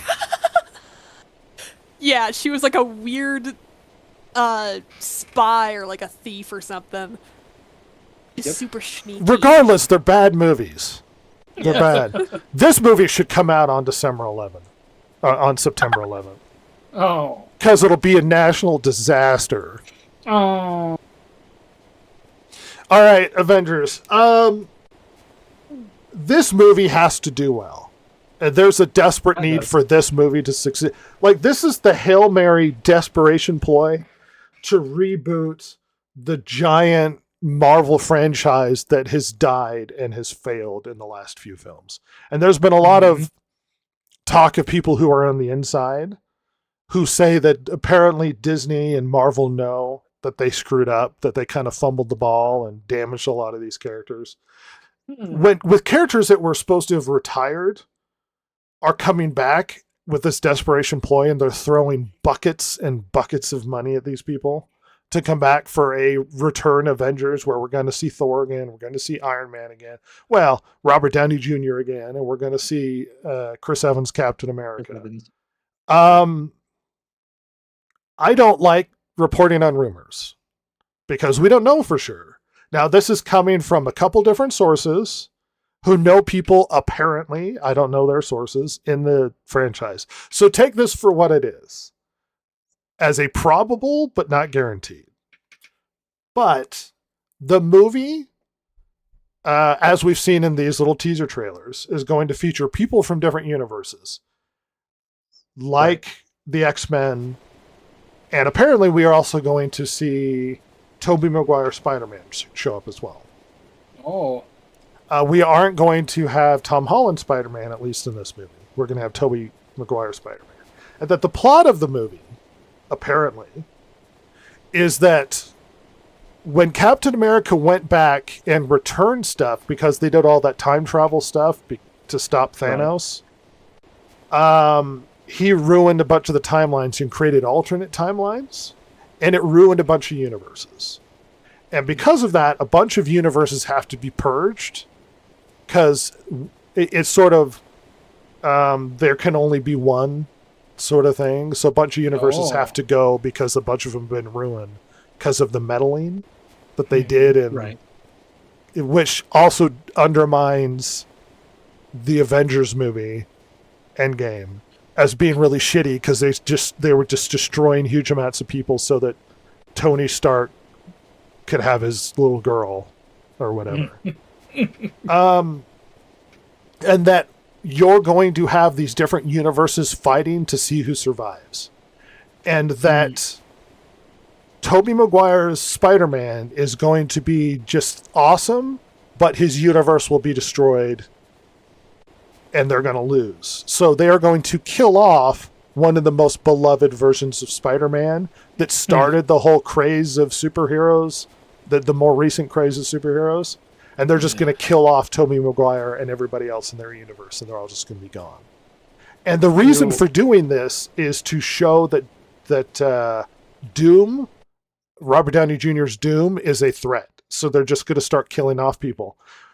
We might see that with the X-Men. I think it's believed that the X-Men are actually going to kill off Tobey Maguire's universe, but it's hard to say. But they're just going to start mashing people together and killing off beloved franchises because they don't give a shit about these franchises anymore. So expect the X-Men from the Fox universe to just all get purged. I mean, there was a lot of hype of seeing Cyclops in his original outfit. Watch him be in that outfit for like 5 minutes after they kill him. Watch as they disrespect all of these previous movies that you love, and now canonically Tobey Maguire, all of his effort to do good for New York, or all of his effort in his personal life and stuff. Everybody's just going to die, and they're all dead now. Their whole universe, the planet's gone. Tobey Maguire's a failure. And expect for you to be really disappointed on what they do to everything, because they don't. This is the attitude that existed in Star Wars, and this is the attitude that they've done in a lot of things. Hey, you remember the classic heroes everybody loved? We're going to destroy them to boost up the new stuff. And they will destroy things you've previously loved, like the X-Men movies, just to boost up the newer stuff. Yep. And this is what's going to happen long term. And they're going to ruin everything. I'm not convinced Doomsday is going to turn out good. I'm really not. Despite all of the money that they're throwing at, because it's hard to have emotional attachment to something they've already destroyed, and that's the Marvel Universe. It's hard for me to give a crap when you stopped giving me a justification to give a crap. And now you're going to destroy stuff I already love. I care more about Tobey Maguire's Spider-Man universe than I do the current Marvel Universe. If you showed up and killed Thor, it would have more weight, because people actually care about Thor. People kind of remember Tobey Maguire in the nostalgia sense. You know what's a bad thing to do? Kill the characters people have nostalgia for. Like maybe Luke Skywalker. Yeah. Like maybe Leia, like maybe Han Solo, or maybe having done this multiple times in other universes. So take these rumors for what they are, but they are going to ruin everything you love in this movie, apparently. Brilliant. I'm sure that'll work out really well for them. Yeah, because it worked out with the Luke Skywalker. Mm-hmm. When you destroyed people have nostalgia for. Dune Messiah, we'll see. I'm a mix on Denis Villeneuve's Dune universe. Isn't this when it starts to get weird too? Yeah. Yes. It's not Children of Dune yet, but yeah. But you start getting more of the mysticism in mixed in with the Dune universe than you had before. Awesome. People are going to love that. I hope they make it to children. I really do. Yeah, let's get the Worm God going. All right, let's talk about video games really quickly. We're not going to spend forever on it.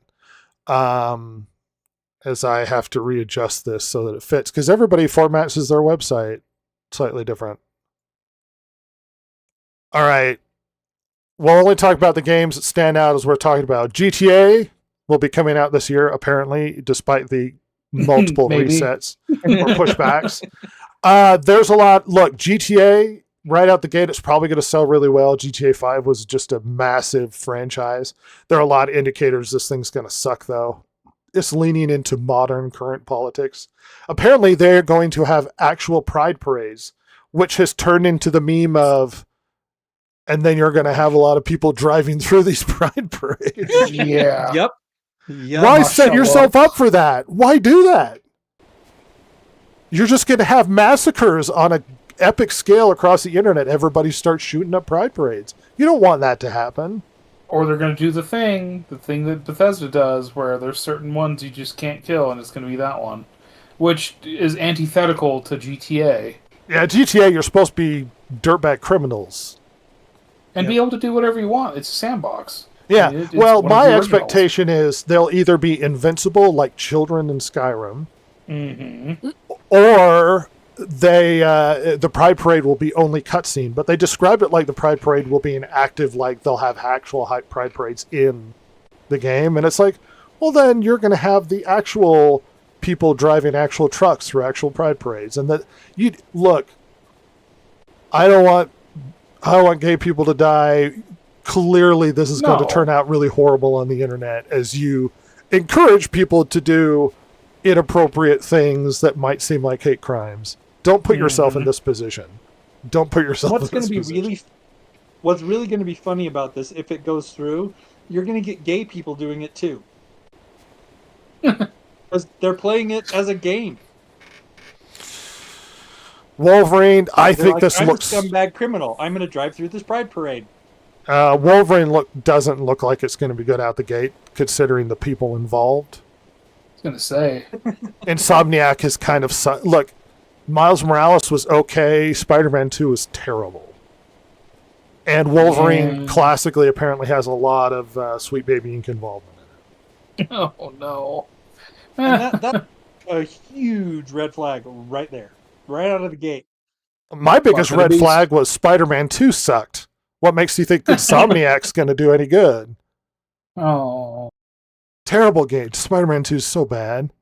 I actually expected to really hate the Miles Morales game, and I found some redeemable things. Spider-Man 2 is way worse than Miles Morales. Miles Morales, though not great, is not remotely as bad as Spider-Man 2.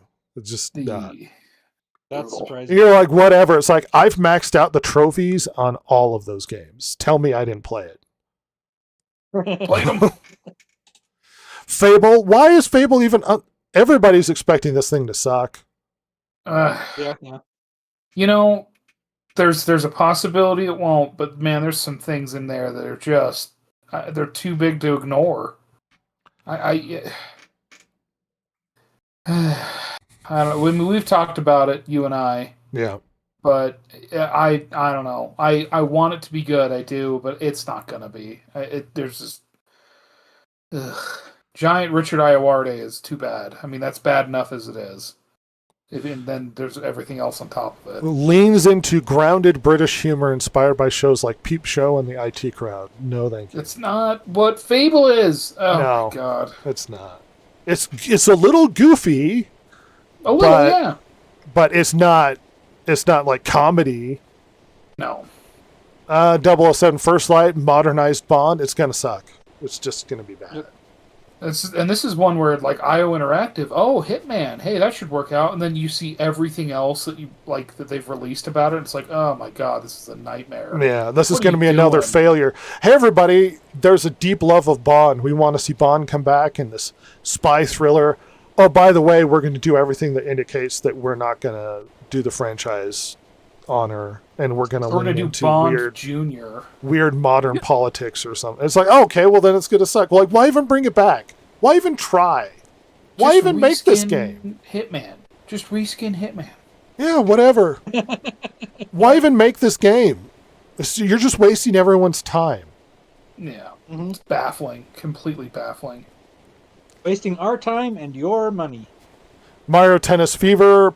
I recall the previous Mario Tennis games to be real fun. Wasn't that a Wii game? I don't know. Mm. Oh, GameCube. your order is Yeah, different I than mine. think That's so. funny. I think it was GameCube. Anyway, we got a Halloween game coming. Hey, kids, remember when they did Friday the 13th? You can still play that, right? Oh, wait, no. Can't play that no more. They lost the license. Don't buy Oh, this. wow. Yeah, don't buy Mario it. Tennis first started on 64. Directive 8020. I have no idea. I don't Yeah. know.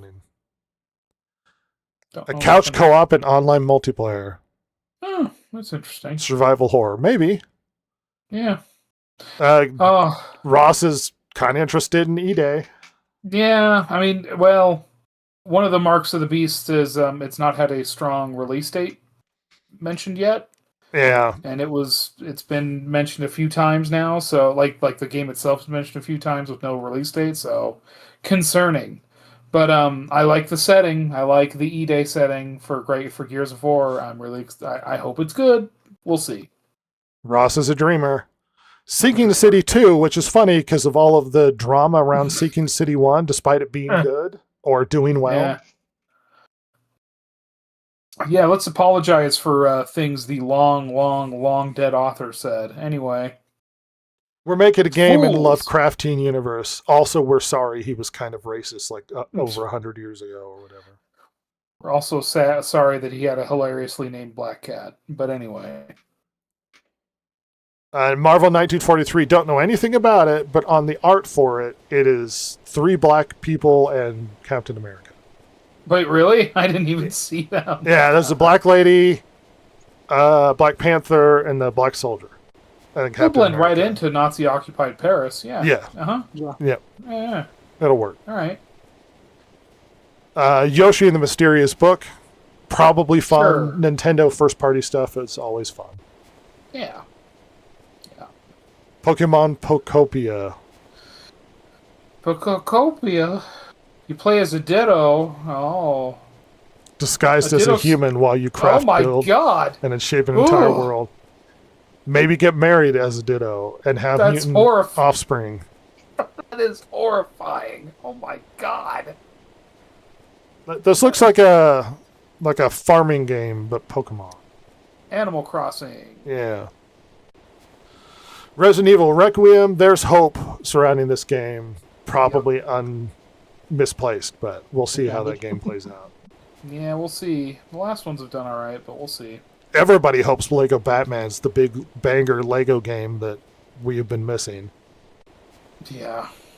I wouldn't hold my breath. Because it's basically an Arkham game, but it's Legos. Wouldn't hold my breath. Tomb Raider's Legacy of Atlantis. Reimagines the 1996 classic with expanded puzzle solving. It's like a remake. Crimson Desert, no idea. These are apparently voted by people as the top interested ones. Blood of Dawnwalker? Yeah, these are former CD Projekt Red people. Oh. It looks pretty good. Code Vein 2. Neo 3. Apparently Neo 3 kind of changes up the mechanics of the original first Neo games. I'm going to be honest, I haven't really finished the first 2 Neo games, though I own them. I would play Neo 3. I quite like Neo. But it just...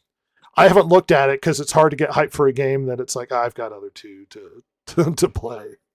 Yeah. Fatal Frame 2. This is a silver game. Yeah. The Crimson Butterfly Oh my gosh, remake. the remake. Yep.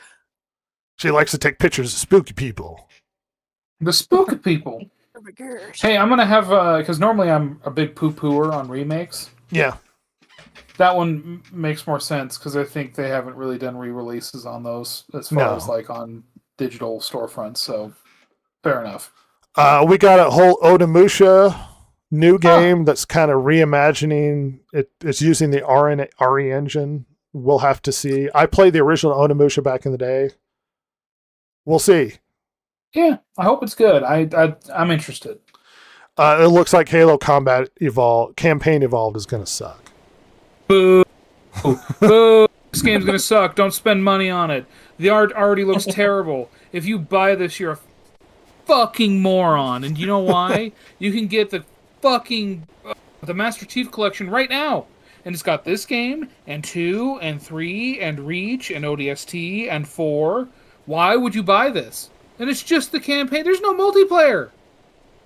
You're a fucking idiot if you buy this. You're gonna have an uglier game. Just for more money. Stupid. This is the stupidest thing. And Halo Studios, formerly known as 343, like, you can try and wear a different skin suit. I know who the fuck you are. You're still this trash company that's made 3 god-awful Halo games. Stop it. Anyway. Moving on. How's it feel, see? Star Wars Zero Company. Star Wars. It's a turn-based tactics game. Oh, so it's XCOM. Set at the end of Clone Wars. I'm actually interested. We'll see. I'm a tactics guy. Fire Emblem Fortunes Weave, Kingdom Hearts 4. Yeah, we'll oh see. my god. We'll What? see. We'll Ugh. see. Dusk Bloods, Subnautica 2, The Occultist, Marathon, John Carpenter's Toxic Commando, Phantom Blade Zero. Mouse PI is Marathon. probably one of the more hyped. How is Marathon? Maybe my list is different than yours. It just I says think yours is a 2026. different point than mine. Yeah, how's Marathon this high up? I don't know. Anyway, sorry, just Pragmata, that thing has been in development forever. yeah. Forever. Dune Awakening, Slay the Spire. High on Life 2 should be out real soon. I don't know. Nothing really looking towards the future is standing out for me in movies and games. There's maybes. Yeah. And honestly, my biggest grievance is the biggest tentpole stuff that's supposed to be coming. I'm like, I don't know, Doomsday, The Odyssey. I'm concerned for the future of where things are going. Yeah. Not like this is a surprise to anyone who listens to this podcast.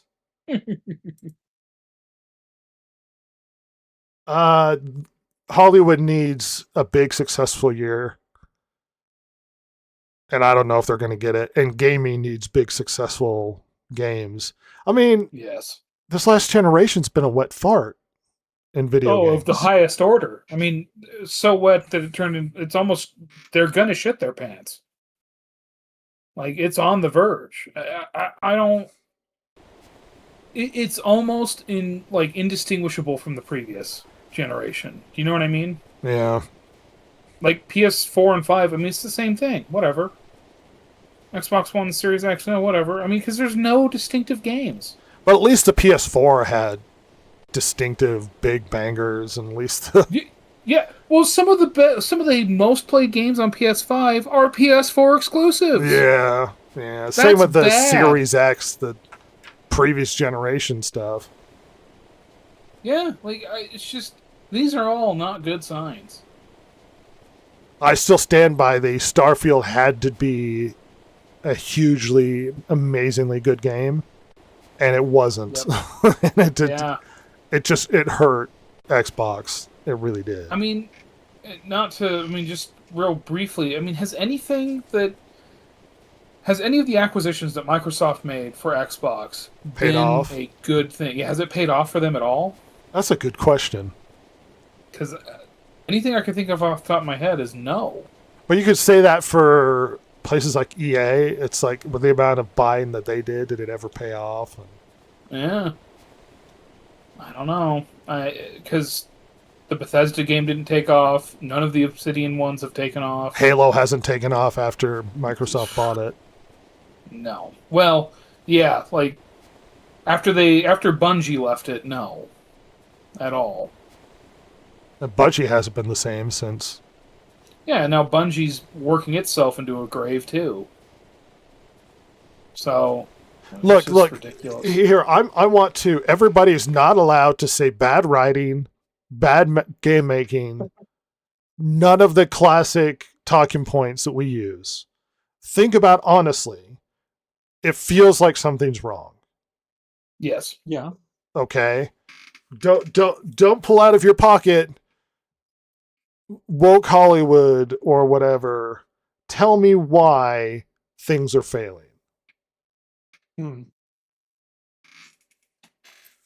It seems maybe we've talked about this before, but it just seems to me that there's a very strong disconnect between the consumer and the Okay, we have had this conversation, and it's a fair point. It sounds a little talking pointy. Is it really a disconnect when they're coming out with a movie and everything they're being told is this is going to be really successful and it doesn't work? Well, what I was going for was that it's like they are not listening to the market forces. They're not listening to they're just listening to yes men and other people like themselves rather than listening to the market that should be dictating what they're doing. Still a good And point, but sometimes maybe they're I think we're going down the same route we've gone down. There's got to be some through line we're missing. maybe We're going to solve this right now. Sometimes- What are we missing?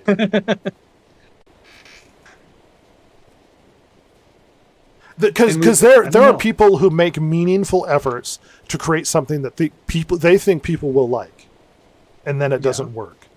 I'm Right. more than willing to grant them the honesty of they believe they're making something that's going to connect with audiences, and then it doesn't.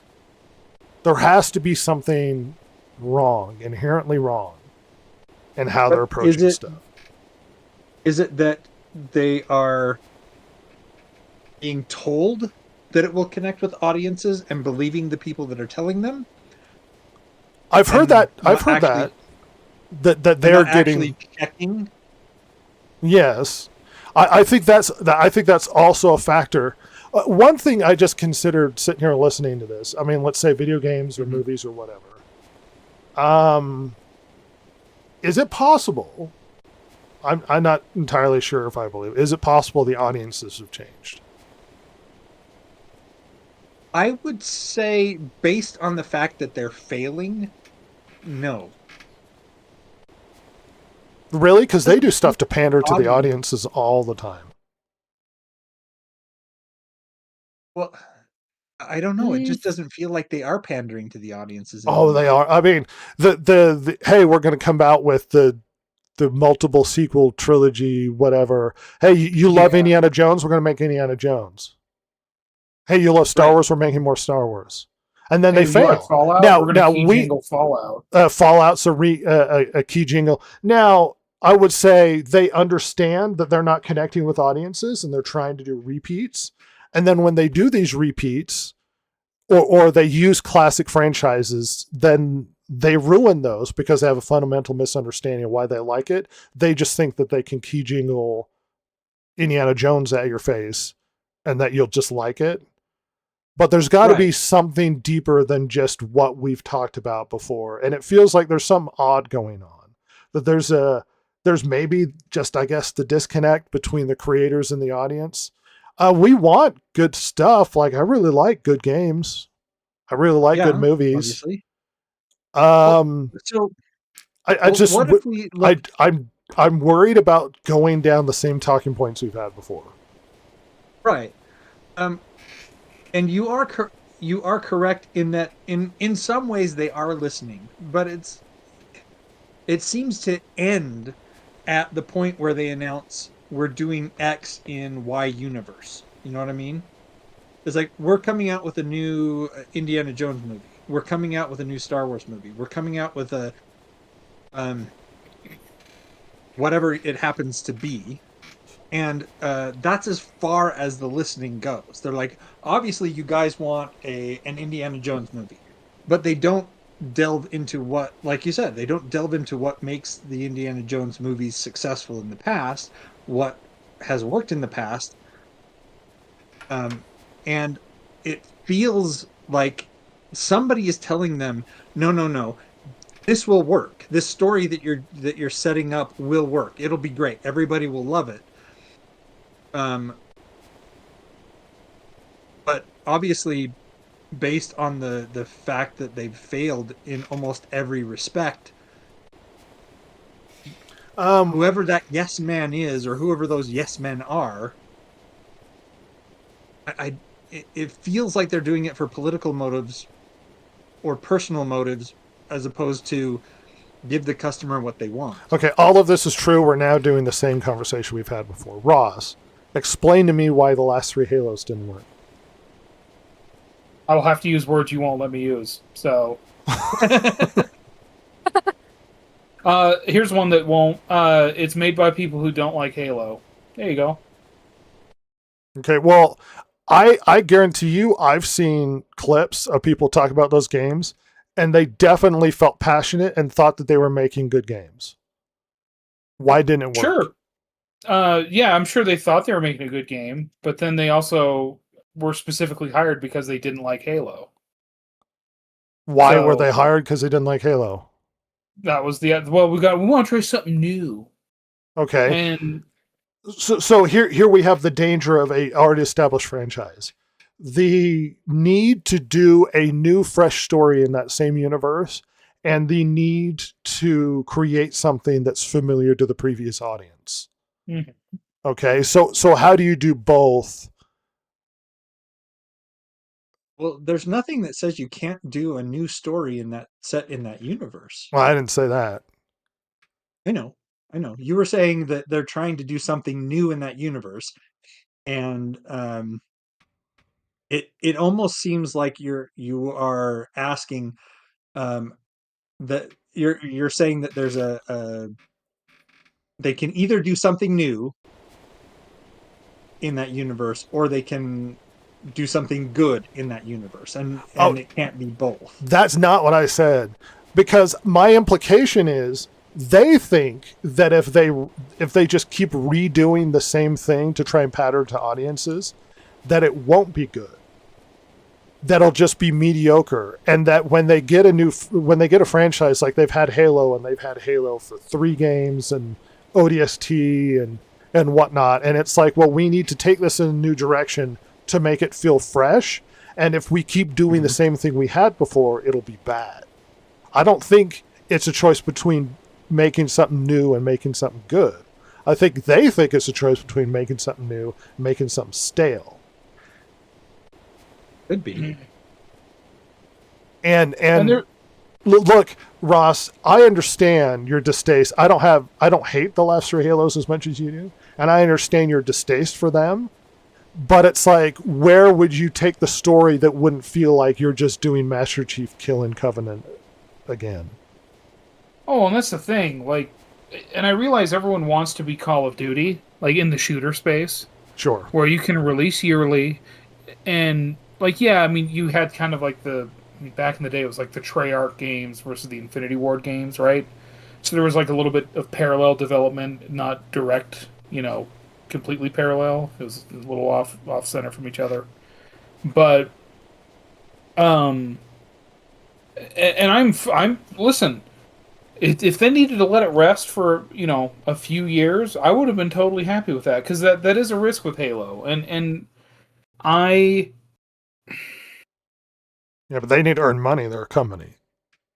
Sure, yeah, and they've not been, I guess, is the problem. They've taken something that made them money, although by the time Reach came out, it was not as good as the last one. Is the problem as far as making money? I mean, Sure. And so you were already dealing with diminishing return to some degree. So like then you come out with a game that looks worse, plays worse, is worse than the last one, and it's like you're surprised by this. And then as they continue, they will not stick to anything that they've set up from the previous games. Hey, Rhett, and I'm not gonna. This isn't about bad writing. This is just about refusal to have a plan. Uh-huh. When you go from 4 to 5, does anything carry over like at all? No, it's And like they're just story-wise? a whole different thing going on. And then 5 to Infinity? Yeah, it's Or just a whole Infinite, rather? different story. Yeah, that's a problem. You can't do that and expect people to want to like keep playing it unless like Call of Duty, unless you're talking about the Black Ops games, or like the actual numbered sequels. Unless you do like hey, yeah, we did the Modern Warfare as well. Now here's Ghosts, here's Infinite War, here's. Well, to be fair, Cortana World War falling II. apart emotionally has been going on for the last 3 games. Last 4. It was in Halo pathetic. 3. Yeah. It's just like how many times can we do that? And again, Resolve This that is- story. yeah, this is the danger of hiring the community website manager as your fucking writer. I mean, it's a huge problem. Frank O'Connor, you fucking hack.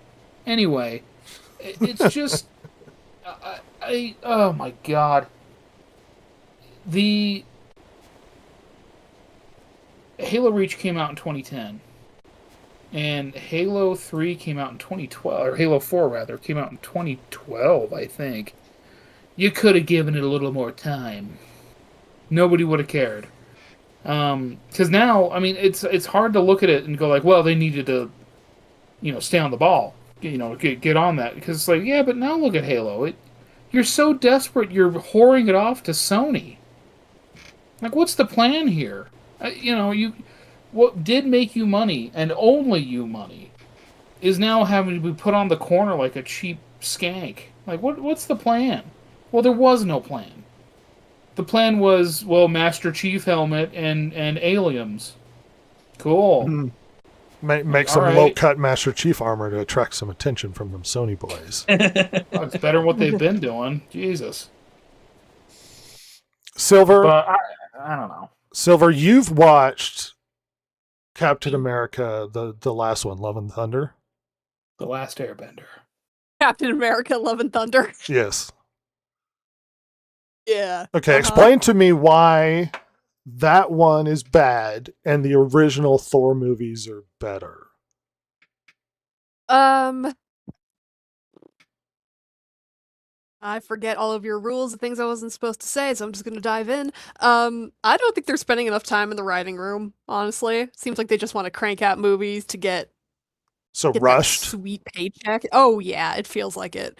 Here's some movies taking forever in the script writing phase. It feels like they hardly spent any time going through thinking of this. I'm pretty sure anyone can flush out a good story if you just spend time on it. A lot of time. And it feels like they're not. It just feels like either they have no clue of what to do and they're just going to jump in without any plan and be like, we'll work it out. You know what I'm getting from the three of you, at least as a through line? Respect for the previous one when you're making something new. Mm-hmm. Not necessarily regurgitate the previous one, but respect for it, like treat it with respect and then make a new story. Because it's like with the Halo games, it's like they forgot everything that happened before. So it's almost like they dishonored it. I mean, look, we've had this conversation a bajillion times, and it's a complex issue that involves more than just writing and creation and stuff. But it's like we're looking down the barrel of 2026, and we're looking at movies where it's like, and we're looking at games when it's like, and it's like, what's happening here? Are audiences becoming more cynical? Are they harder to please? Are studios simply incapable of understanding the audiences or simply incapable of creating good movies, good stories? Are game studios simply incapable of creating new stuff? But then it's like, hey, everybody likes Assassin's Creed. You can make Assassin's Creed for a bajillion years. Just a new story set in a new setting, in a new place in the world with more assassinations. But then they do something like Shadows. And it's like, well, what are you doing? Like, clearly this is a mistake. No. And then we get, like, everybody loves Indiana Jones. Hey, do you want Indiana Jones to be kind of shitty and replaced by a girl? No. Hey, how about we write a story where they go back in time to save the Mustache Man? Well, that's a weird story for Indiana Jones. Yeah. Hey, you like Star Wars? Well, what if Luke Skywalker's depressed and miserable? Well, that's not Luke Skywalker. Yeah, but what if he's depressed and miserable? I don't know. Hey, how about we make a new Marvel movie where we shit on the Spider-Man everyone loves from the Raimi movies? That's a good decision. Smart. Yeah, but you like the Raimi movies. He's going to be in it. You're going to be all hyped for it. Well, not if you shit on him. I'm not going to like that. Hey, you like Thor? How about if he's embarrassing and everybody else is cooler than Thor? And then the girl has his powers and he's not as interesting. Oh. Hey, you like Ant-Man? Well, his daughter's just as cool now. So Ant-Man's no longer special. And also she talks about activism in the movie. Oh, God. I forgot about that. How about we throw too much money at a film that doesn't actually generate more money, but somehow does worse? Hey, Joker was really good. Let's throw a lot of money at it. Oh, it's worse now. Hey, people like Marvel movies. Let's throw too much money at the Marvels. Oh, it's really bad now. Hey, everybody loves this video game franchise. Hey, remember Call of Duty? Let's make a really huge Call of Duty. Oh, it's damaging the stock because it's really bad. The future, look, it feels like we're looking down a future. This might be because I realize critiquing stuff on the internet is subject to the fact that we're going to be critical. Critical doesn't mean we have to be negative. I'm so tired of all of this bad garbage coming out. Like, I would really like to talk about stuff I like. I really would. It's like, well, there's some stuff that maybe. Like, I don't know. I want to sit and talk about stuff. You know what's been fun, Ross? Games that I kind of brushed off as probably not being very good or not taking interest in. Me and Ross have been playing through the Far Cry games. I'm finding myself surprised how much I really like 4. You really like Primal.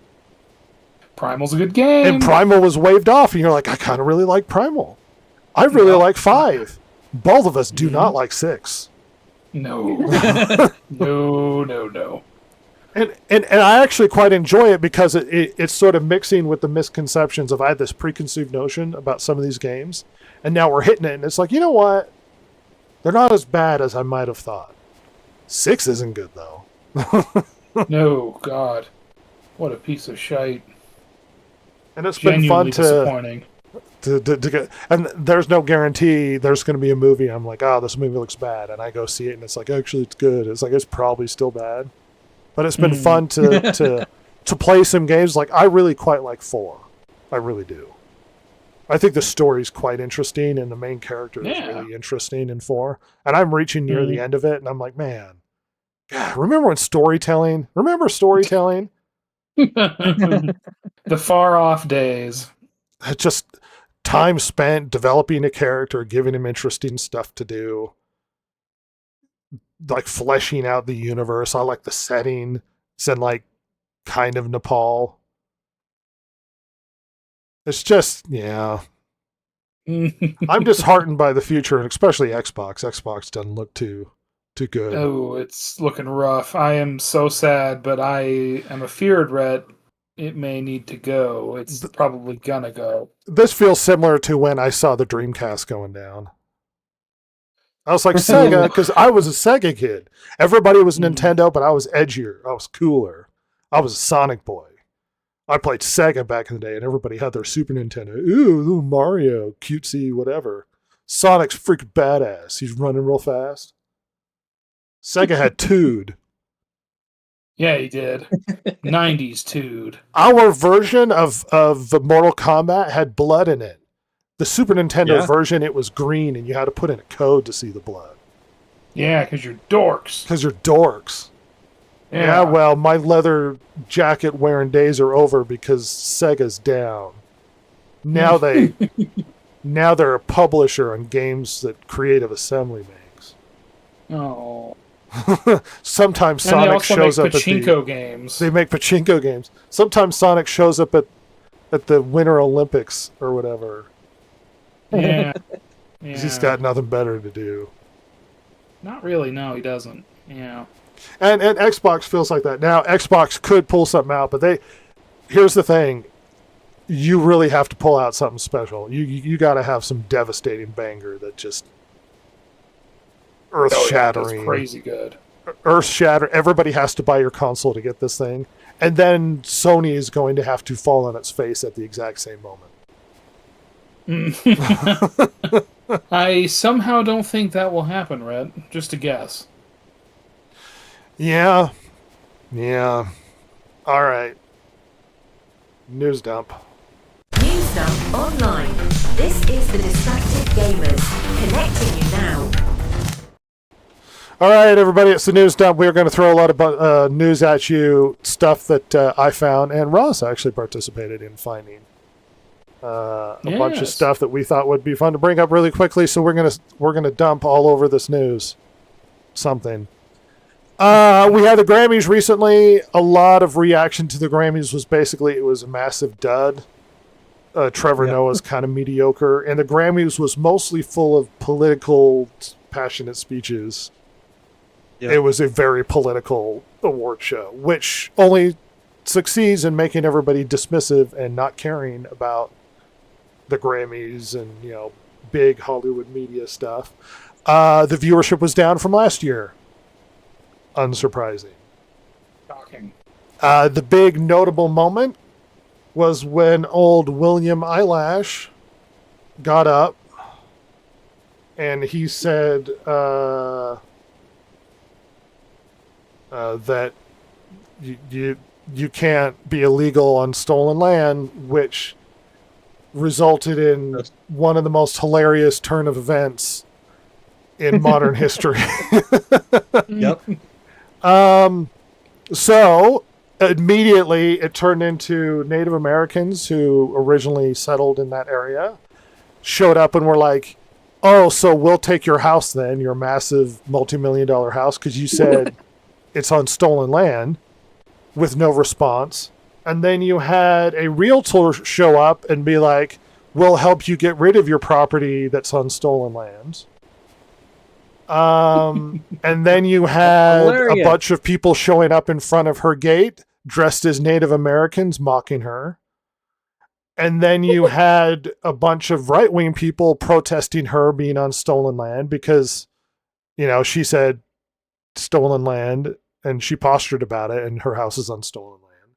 And the latest thing I saw was there was actually a law firm willing to foreclose on her house because it was on stolen land.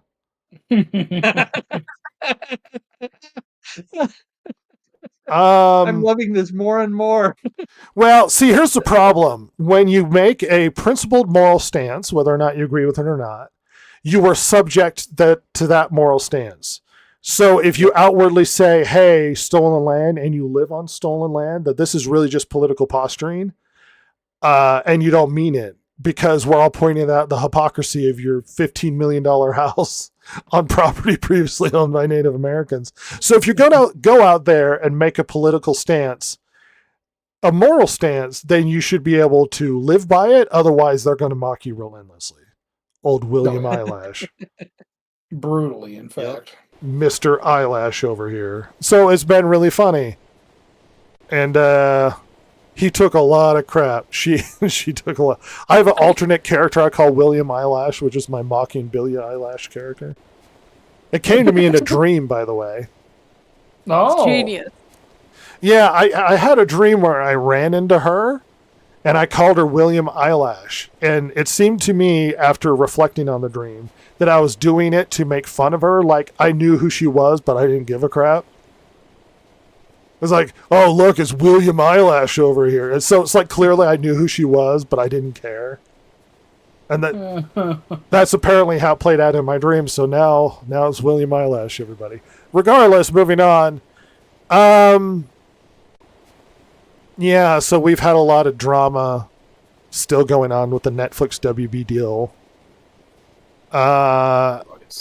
And the heads of Netflix and stuff were brought into Washington, demanding that they answer questions.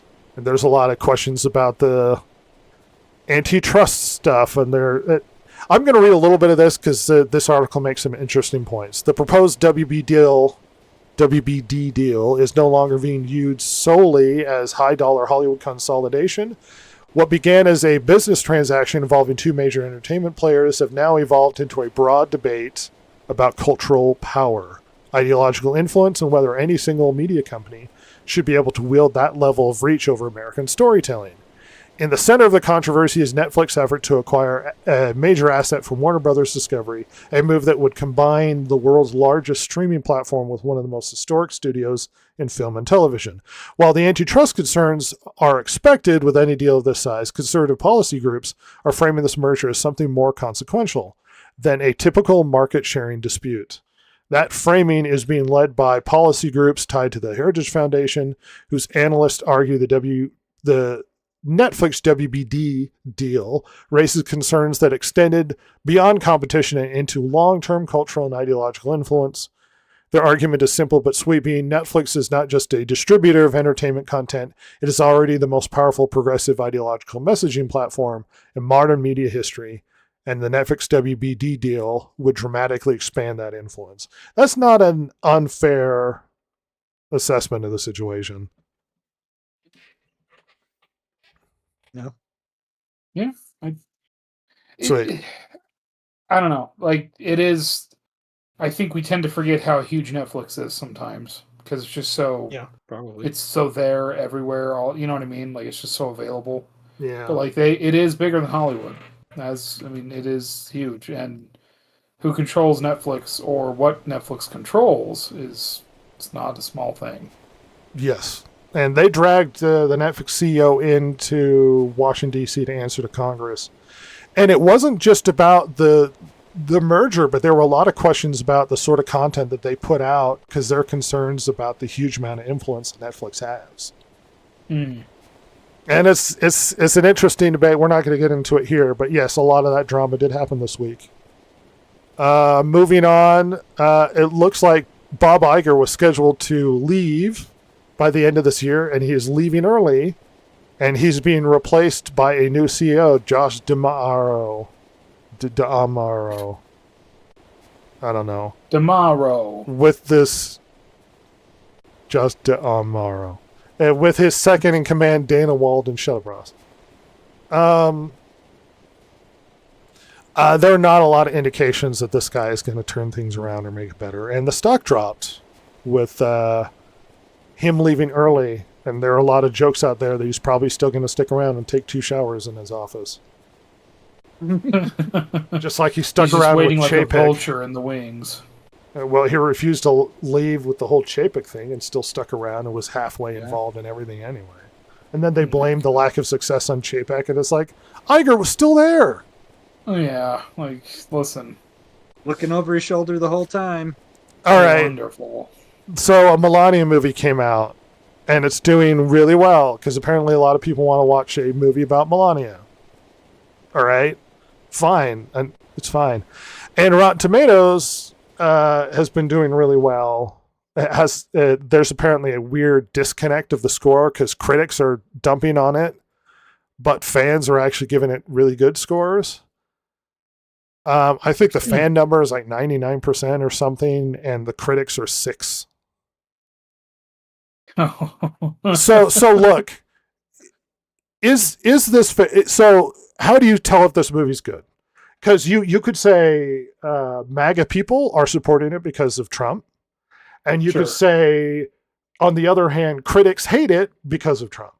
So how do you have a honest assessment as to whether or not this is a good documentary about the First Lady, who I don't know much about, that might be interesting?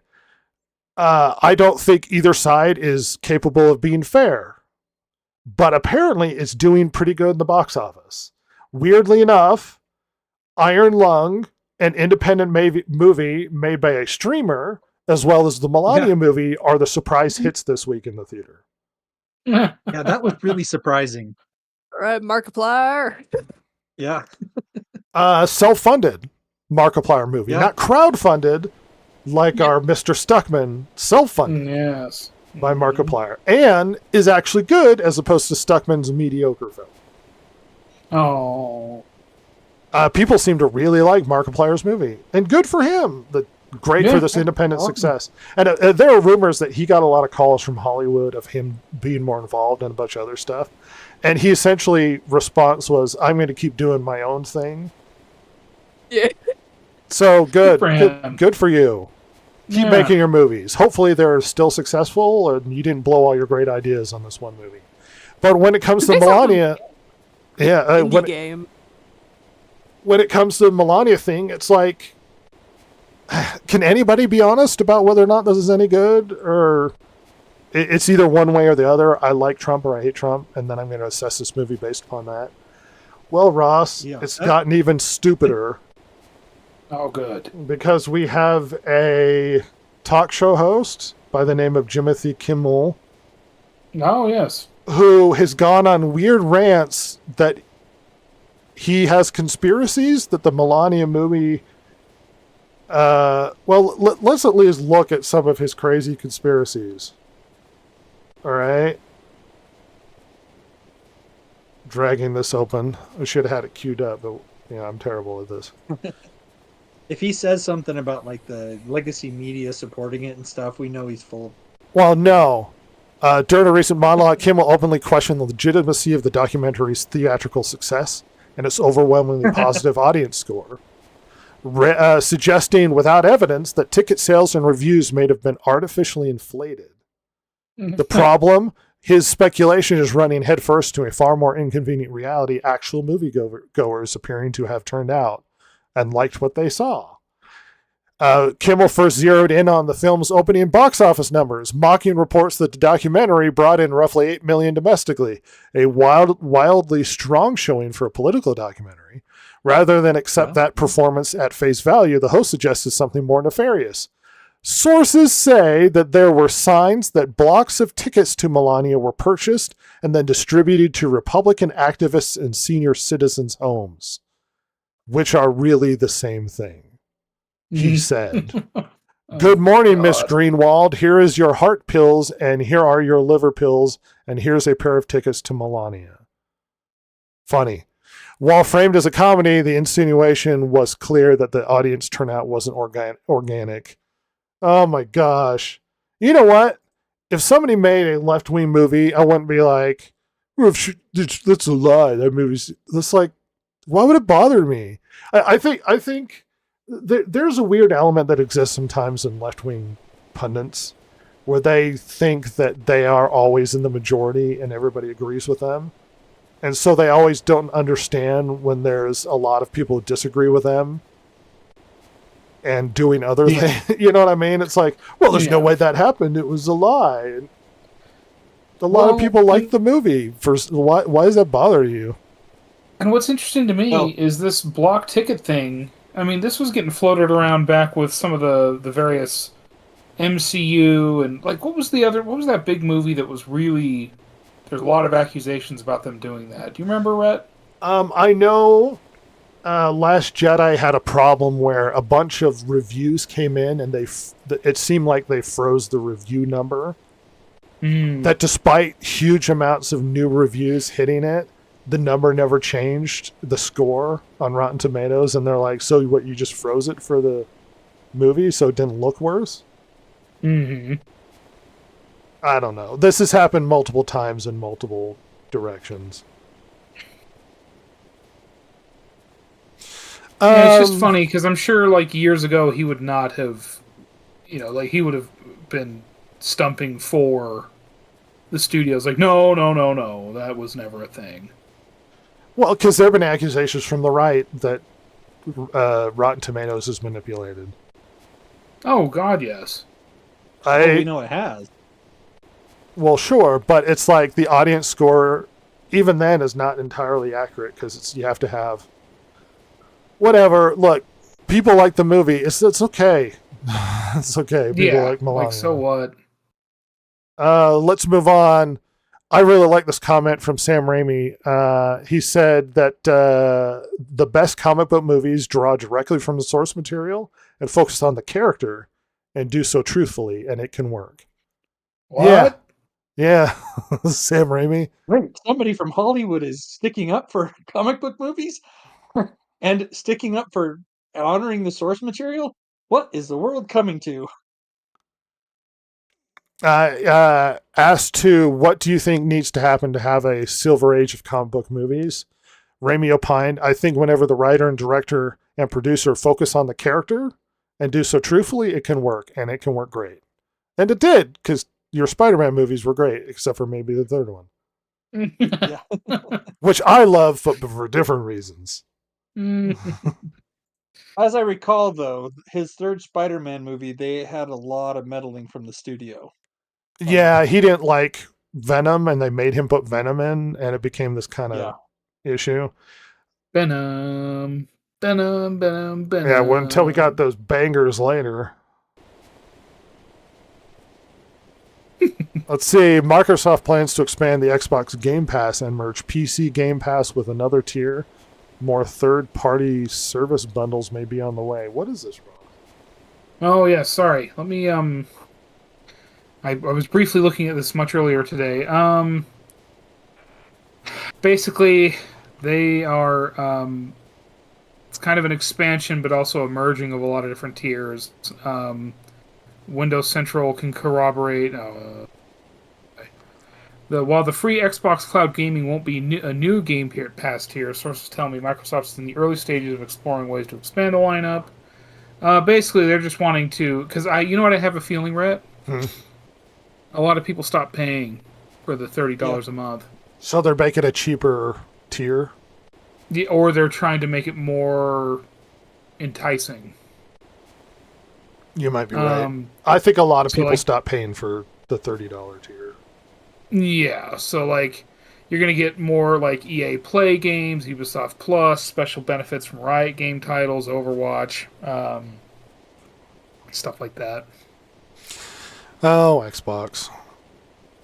You dug the grave and you're lying in it. Yeah, now it's not Xbox anymore, kids. Well, it still is for now, but it will soon just be Game Pass. Mark my words.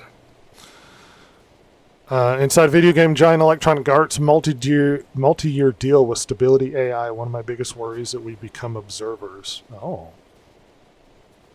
Yeah, so basically, EA, and this is before even Saudi money came around, they got themselves into a deal with Stability AI as a way to... Well, like you said, he doesn't want to be left behind, right? And so to explore tools and ways to use, like, rather than just try and find an AI that fits them and just, like, force it in, kind of sounds like they're wanting to work with an AI company to, hey, this is a good idea. Let's, like, pull out this block of, like, the not algorithm, but, like, the code or whatever, and then try and make this fit more specifically with what we need here, here, and here. That kind of a thing. Obviously there's some talk about, you know, people in the company not being real excited about that because of loss of jobs. Of course, the Stability AI CEO as well as EA's are talking about how, like, well, no, you know, like there may be an initial contraction, but it will, like, there will be, the jobs will be somewhere within the industry, just not where they were taken over by AI, is basically what he's saying. Using, like, the ATM and bank teller sort of analogy and that sort of thing. It's basically EA got in on the ground floor with a AI company so they don't get left in the dust.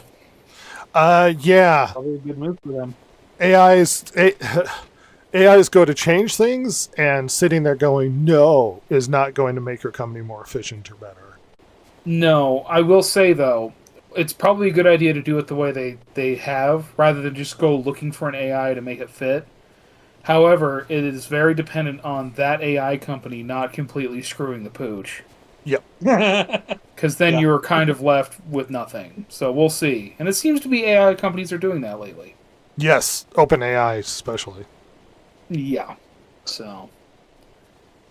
Game Informer returns to GameStop. No. I got that completely wrong. Yeah, no.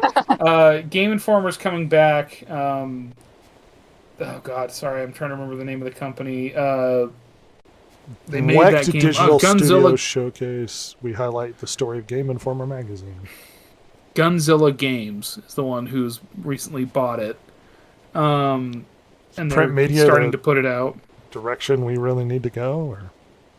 Well, you know, I put this in here just because, you know, Game Informer is a kind of old standard of the gaming world. Yeah. But on top of that, it also reminds me very much of when G4 came back. And it didn't work out. No. And Gunzilla Games, they made that game off the grid, which has, like, NFT aspects to it, which is really hilarious and is aged like milk. And the game's done so well, Rhett, that the Wikipedia article is still in the saying it's an upcoming game, not that it launched in 2024. So that's a good sign. Was it still an alpha or something? I don't know. I think it's actually out. And I think its big claim to fame is Neil Blomkamp as a co-founder. So anyway, we'll see how long this version of Game Informer lasts. All right, I'm going to go over this really quickly. I don't have an agenda, despite not being interested in Ghosts of Yotei and the game sucking. All right, so the initial reports that we got out was that Ghost of Yotei was underselling Ghost of Tsushima in the first month or Right. so. But apparently, the Sony's chief financial officer, Lin Tao, announced during a webcast that Ghost of Yotei sold better in its 3 months than Ghost of Tsushima, which is counter to the information we were getting. She added these sales significantly contributed to the final financial results of the quarter. Whether or not the game is good, I mean, did it do well or not? And there were some serious questions as to what she means by this. While it's undoubtedly encouraging news to investors, some analysts note that Yotei's higher launch price could have amplified the financial impact. To clarify, she said significantly, Ghost of Yotei sold better. Does that mean more units or does that mean more money? Yeah. Because the Are game, they taking? Go for it. Sorry. well, because the game brought in, let's see. Furthermore, her statement appears to contradict earlier sales reports, leading to questions about what exactly sold better means. Ghost of Yotei changed up everything, and it was involved in a lot of controversy. In November, it was reported that sales of Yotei were down 16% compared to Ghost of Tsushima. According to Sony, Ghost of Tsushima sold 3.8. Meanwhile, Gematsu reported Ghost of Yotei selling 3.3 in its first 32 days. After Black Friday, sales figures showed Yotei was trailing Tsushima by 20% in the same amount of time on the market. Yotei's post-Hollywood sales rebound may seem, at first glance, like a Christmas miracle. However, IGN notes some ambiguity in Tao's wording. She said Ghost of Yotei exceeded the sales of Ghost of Tsushima in the same period of time, without clarifying the exact duration of the period. More importantly, real Tao specific. said sales, not units sold. Tsushima was only $60 at launch. Yotei is $70. Despite selling fewer units, the $10 price difference across millions of copies could have a major factor. Emphasizing higher revenue over lower unit sales is arguably a smart move for a CFO. Sure. Bottom line, Tao's comments only speak to the bottom line. Whether or not more gamers are playing the game than early numbers suggest will remain a question until Sony decides to share sales figures. Under close inspection, Yotei doesn't appear to have truly surpassed Tsushima in popularity, despite careful corporate phrasing. And despite the fact that IGN kind of had it as a cover story about, well, Yotei outsold Tsushima. And it's like, you know what's probably the dirty story, because I don't like Yotei and the direction they took it? It probably sold pretty well, just not as well. That's probably the ultimate story, is it probably still sold pretty well, just not as well. And you usually don't want to do a sequel that doesn't surpass the one before it. And I very much doubt that that's what happened. Anyway. Ross loves this story. So, yeah. As you may have noticed, on the PC side especially, there's been a genre of games that has unfortunately now been dubbed friend slop. It basically cheap games made to be multiplayer, whether cooperative or otherwise. Usually, it kind of started with the social deduction games like Among Us, and then has carried on to games like Lethal Company, Repo, Phasmophobia. These sort of less expensive, like cheaply made, cheaper to buy, like graphics that are just good enough to get the point across. Co-op Twitch streamy games. Yeah, they often get big from either streamers or YouTubers. And basically, it's all about the vibe. It's all about having fun with your friends with this. And to be fair, oftentimes these have unique like setups, right? They have unique gameplay loops, something different, something that probably wouldn't be greenlit by Ubisoft or EA, somebody like that, Activision. And apparently, just to now, Polygon is talking about how, you know what, maybe we should respect these actually, and not just look down our noses at them. To which I say, yeah, no shit. I mean, Peak has made so much money Lethal Company has made so much money. Hell, even Schedule 1, I think, could probably be considered a fun slot game. That weird drug dealing game that was made by like two guys. Yeah. But essentially, they're just talking about how like they're kind of here to stay, and maybe they should be like respected a little more. To me, obviously, no kidding, and this is just, I don't know. One thing I will notice is, I just want to point this out. This article is hilarious because it starts off in one like point of view, like the way they were writing. It starts off in third person and ends in first, which is good editing, Polygon.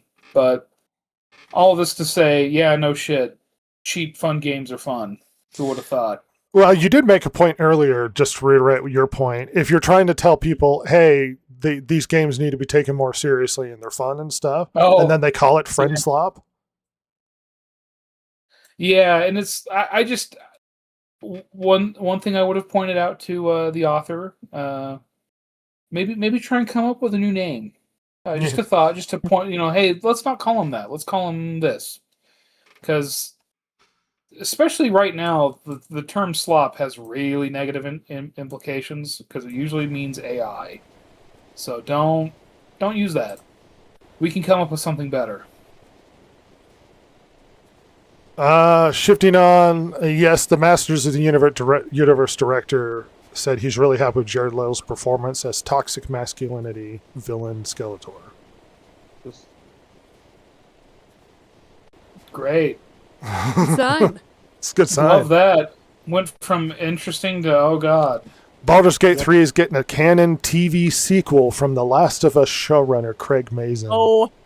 Oh. No. Original devs Larian Studios have no involvement. Yeah. No! Mark of the Beast. Mark of the Beast. That game did extremely well. And It really Yeah. had a very good story and all that. If Larian isn't even touching it, oh my gosh, this is gonna go badly. Hey, remember Overwatch? And then we got Overwatch 2, and everyone's like, it's basically the exact same as Overwatch. Why are we calling it 2? And they even shut down Overwatch 1. You couldn't play it anymore, and you all had to migrate over to Overwatch 2. Well, Overwatch 2 is now dropping the 2 from Overwatch 2, and they're just calling it Overwatch now. Oh, cool. Fine, you were right. Awesome. Good. It's really good. It's no longer Overwatch 2. Okay, you caught us. Gross. Oh my gosh. And from the land of paranoia comes... Anyway, so Mind's Eye's co-CEO is alleging that €1 billion were spent to sabotage his game, and he's pursuing legal action. 1 million. Throughout the article, it he's says. talking about... Huh? It says 1 million, not $1 billion. That would be a lot of money. Did I say $1 billion? Sorry. Yes, I you meant did. €1 No, million. you're fine. Yeah, but €1 million. And That's why it didn't work. so, well, here's the thing. So this comes from kind of almost leaked insider meetings, almost so it's not the best look to be taught. But anyway, it's interesting to talk about for us, not to because we're not reporters. But the meeting took place late January, and was. Basically, he's alleged a very big American company, but it's not the one you're thinking of, was involved in this smear campaign with a budget of over €1 million. And he's alleging that they paid UK-based Ritual Network. He claims they're a bunch of gangsters. There's also, like, he alleges that there were several influencers, including one named Cyberboy, who was sent a cease and desist by Gerhard via Discord. So hilarious. Cyberboy has 3 a lot journalists? of influence on my opinions when it comes to games. Oh, yeah. So much so I've never heard of him. Yeah, this is the first time I've heard of Cyberboy, but he directs me in the way I should have opinions. And in fact, he's the one that gives our talking points and marching orders when it comes to video game opinions. Absolutely. Yeah. I'm looking forward to the check clearing. Yeah. But he's also alleging 3 journalists and some of his own, his company's called, this company is Build a Rocket Boy. Some of his own employees, that they were all paid to harm Mind's Eye and to harm their reputation. These are crazy allegations. Ritual Network has come out and said, like, yeah, we're a creator supporter platform, but we're not involved in this matter, so we don't know what you're talking about. When Insider Gaming got more specific about the allegations made, he's like, they replied with a very classy reply, in my opinion. We don't comment on leaked internal communications. Sadly, we do have evidence that there has been a coordinated campaign to purposely and maliciously damage Build a Rocket Boy's reputation and undermine confidence in Mind's Eye. We are working with our legal team and taking steps to address this. So basically saying, like, yeah, no, but there's been a problem. So it's just really weird. Like, so it's almost like, did somebody go rogue at Ritual Network and take money Release that a they bunch didn't of- tell the bosses? Yeah, like, what's going on there? This seems like but it it's would be still- a fun, like, hour-long deep dive YouTube video to find out what the heck is going on over it. I hope, if this goes to court, I hope it gets made public. They're going to settle out of court is the fucking problem. Inevitably. That's always how this shit goes. But my God, the story here is amazing. Because it gets better, Rhett. The paranoia is so nuts, and I'm calling it that because this is crazy. They're tracking their employees with a cybersecurity software called TerraMind. Which is hilarious for a company that made a cyberpunk dystopia game to do this to their employees. And it monitors their like user activity, and including their keystrokes and screen behavior. And it wasn't this wasn't even brought up to them at all, like that there was even going to be enhanced cybersecurity. It just, they came back to work one day and it was there. And people are not happy. And he goes on to say, like, look, 99.9% of us, it's not us, but that 0.1%, that we got to find that problem. And so for the next 90 days, it's going to be absolutely critical. And like, oh, I don't know. To me, it just sounds like, because here's the thing. I didn't follow this game super closely, but I remember when it came out, and I've seen clips of it. The thing I remember the most is that it looked buggy and unfinished. So, which to me leads he's claiming that people inside the house, as it were, are doing it. Now that's really interesting, and I hope that we get the full truth out of that. Because if somebody was getting paid to sabotage like code and the polish of this game, absolutely insane, hilarious. That is I insane. mean, yes. That's a level of corporate sabotage I've never heard of. Who would before. care about this game that much? Well, exactly, because I think it's former Rockstar people that went and made this. I don't know about the dev level, but the co-founder level. Like former bigwigs at Rockstar, like pretty high. You really think level Rockstar devs. cares whether or not this game does okay? Well, see, here's the thing, and that's why he said, I think this is why I think he said, and not the one you're thinking of, Okay. because the one you think of is Rockstar. So then it goes, well, then who the hell is it? Dude, the whole thing is insane and smacks of It's paranoia. Bungie Studio. Or not Bungie. Halo Studio. They're Oh the yeah, ones that did it. probably.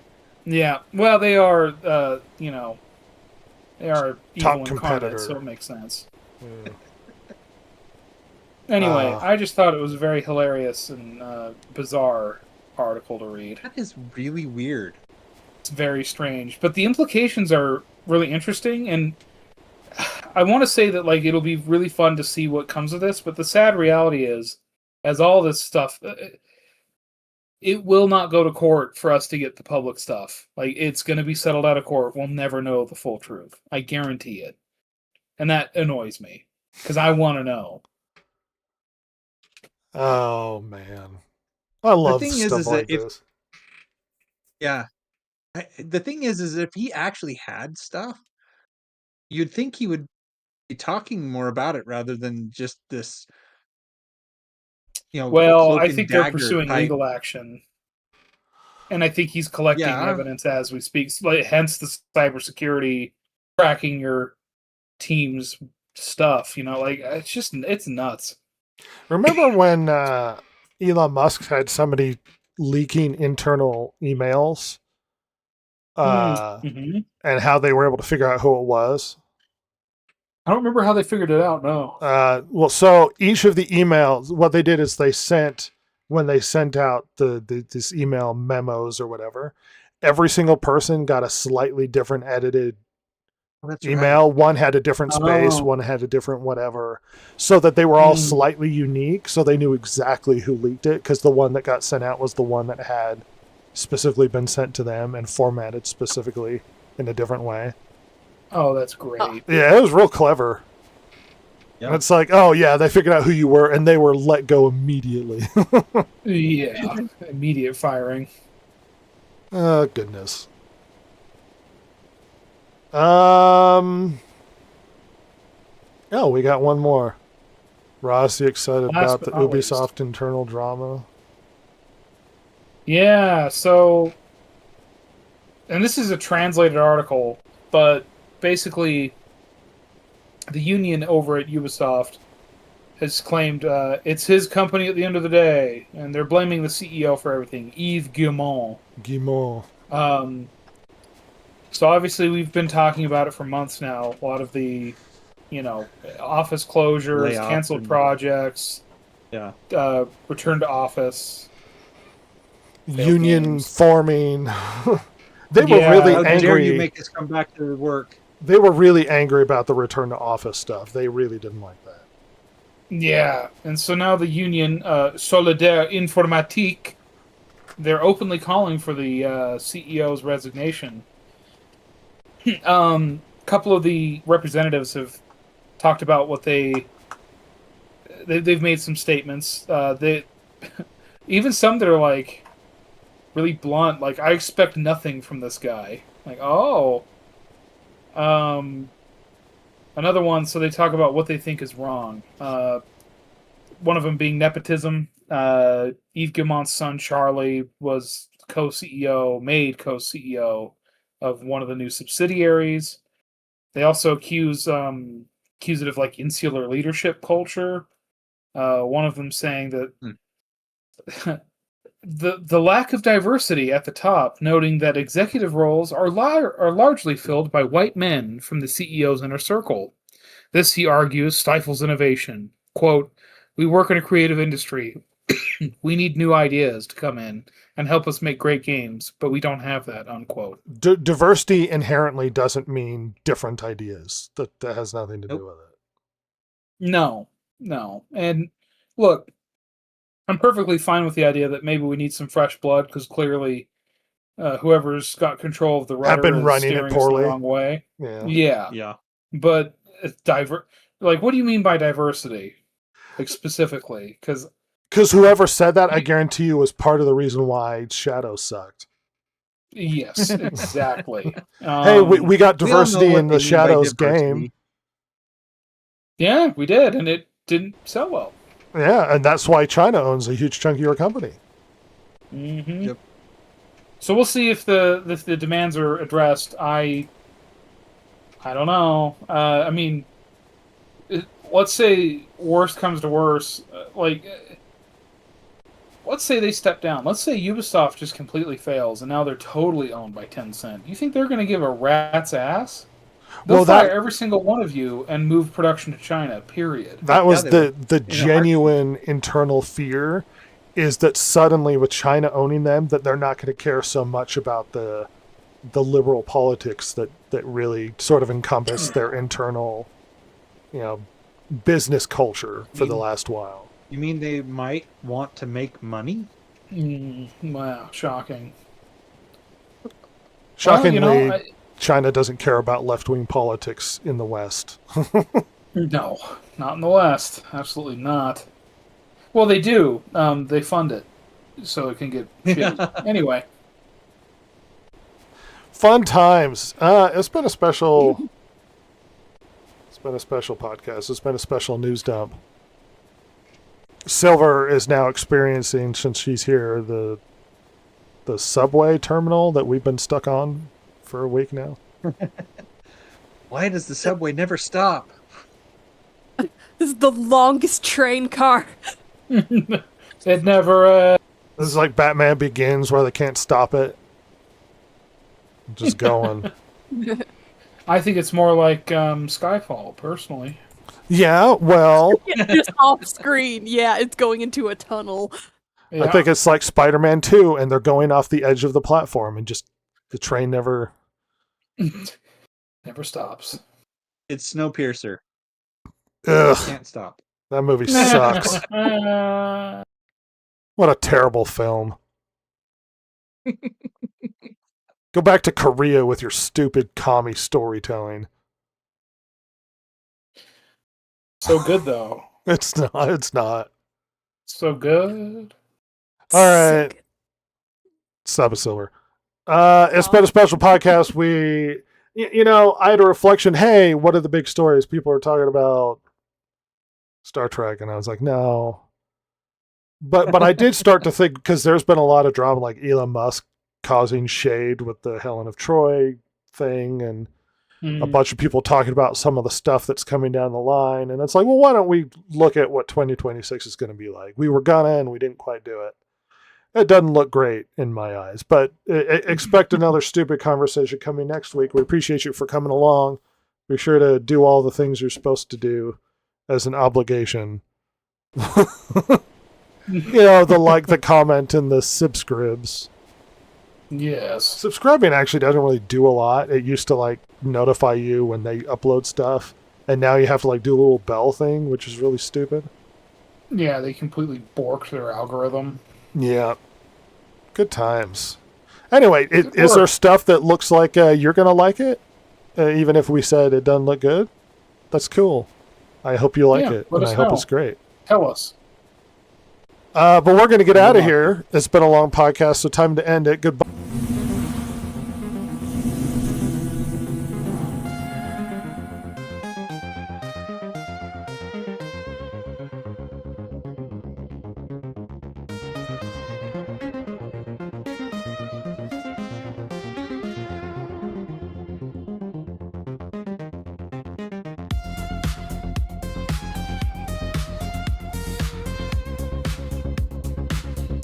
If you like the show, follow Rhett, Jason, Ross, and Silver, the world's most lethally stupid internet personalities, on Twitter at DG Podcast or on Instagram at Distracted Gamers.